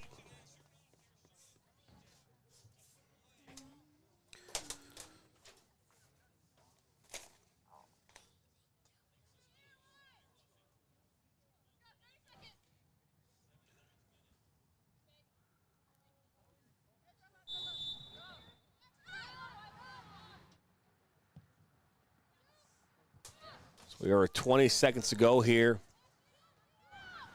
So both Charlotte Carlton and Chloe Sallow. Another assist for Emma Henry.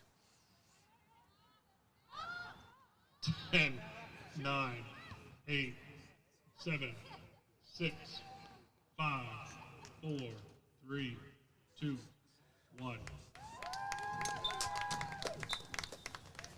That's the ball game, folks. So that is the. See you Thursday versus Oxford. The game is complete here. Yeah, have a good one. In Birmingham tonight, and the final score here, Dan, is 5-0. What are your thoughts here before we head to break? They did a great job finishing. Obviously, they had the 3 goals, kind of the backbreaker in the first 20 minutes of play. In fact, they scored on 3 of their first 5 shots of the match. Groves kind of hung with them for the duration of the second half, but gave up the 2 late goals. But overall, Bloomfield Hills playing every bit of a top 10 team at this point. A pair of shutouts. They've scored 7 goals in 2 games. Great balance. And Emma Henry, that kind of in the midfield, she's kind of been a star. She had 3 assists tonight, all over, creating chances left and right. But our teammates are finishing, and that's what it boils down to. Soccer is definitely a sport of finishing your opportunities, and Bloomfield Hills has definitely done that so far in the early going of this 2023 season. No question. Don't go nowhere. Come back here. We have post-game coverage. The final score here, 5-0. Bloomfield Hills 5, Birmingham Groves 0. You're watching high school soccer on the Michigan Soccer Network. Now Worrell has a good cutback from him. He'll fire one, and that's going to go in! Hey, give me some of it. Okay, all right, I'm going. The Journey, the Tilton Girls, take 1.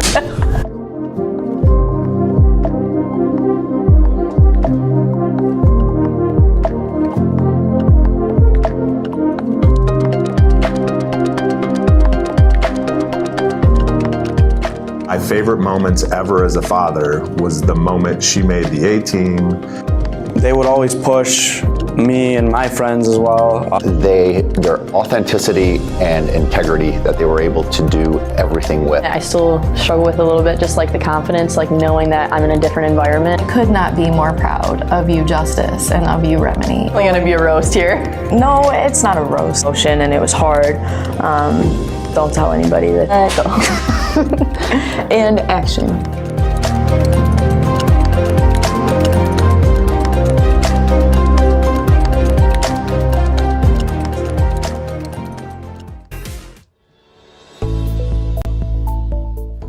Granite City Food and Brewery has 2 Michigan locations in Troy and Northfield.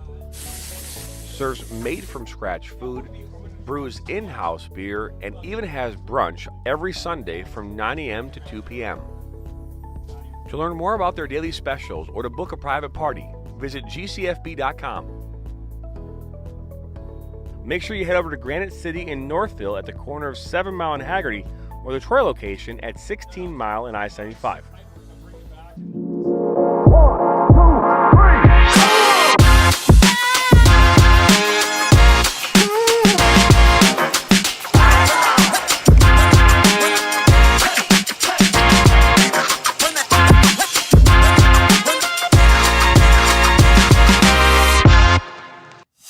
Don't just burn calories, torch those little suckers.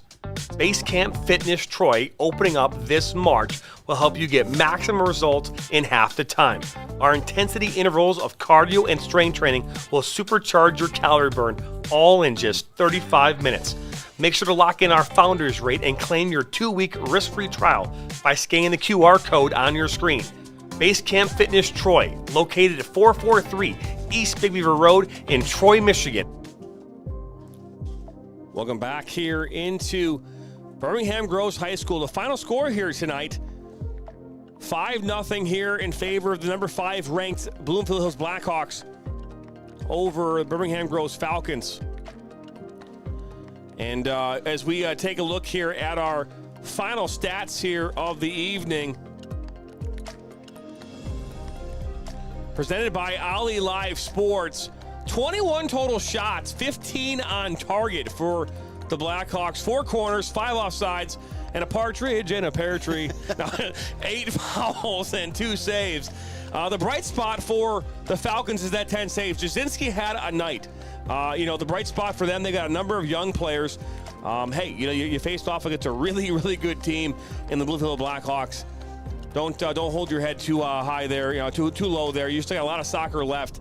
But looking at these final stats, Dale, what are your final thoughts? Well, it goes beyond the stats. Bloomfield Hills did lose 3 very good offensive players from last year, but Emma Henry, the sophomore, was actually dynamic tonight. 3 assists all over the field, constantly leading the attacks, sliding the ball to the outside. They had tons of crosses. They controlled play in the midfield, and their defense didn't have to do much work in the backfield. So Emma Henry is going to be a player to watch this season as we get closer to league play. Yeah, no question about that. That's your final stats here, brought to you by Ali Live Sports. And we want to say thank you to them for providing us with the technology to be able to bring those live stats to you here on this Tuesday night. But that'll do it from us here at Birmingham Groves High School. The final score once again, as we'll put it back up on the screen here, 5-0 in favor of Bloomfield Hills Blackhawks over the Birmingham Groves Falcons. We'll be back here at it on Thursday night as the OA Red gets underway. Troy High, number 13 ranked Troy High, as they welcome in number 15 ranked Rochester Adams. From all of us here at the Michigan Soccer Network, our crew tonight: Sam Fisher on camera, Nathan on stats, Zoe on spotting. That's right, Zoe got some credit for spotting tonight. Dan Stickrap, my color commentator. My name's Jonathan Turner. We appreciate you stopping by. Don't forget to hit the subscribe button. We're only 30 subs away from that 1 chip challenge from Steve Bask. Our goal is to get him there as quickly as possible. But we do appreciate you stopping by nonetheless. And again, from all of us here at the Michigan Soccer Network, you have a great night, and we'll see you next time for more soccer.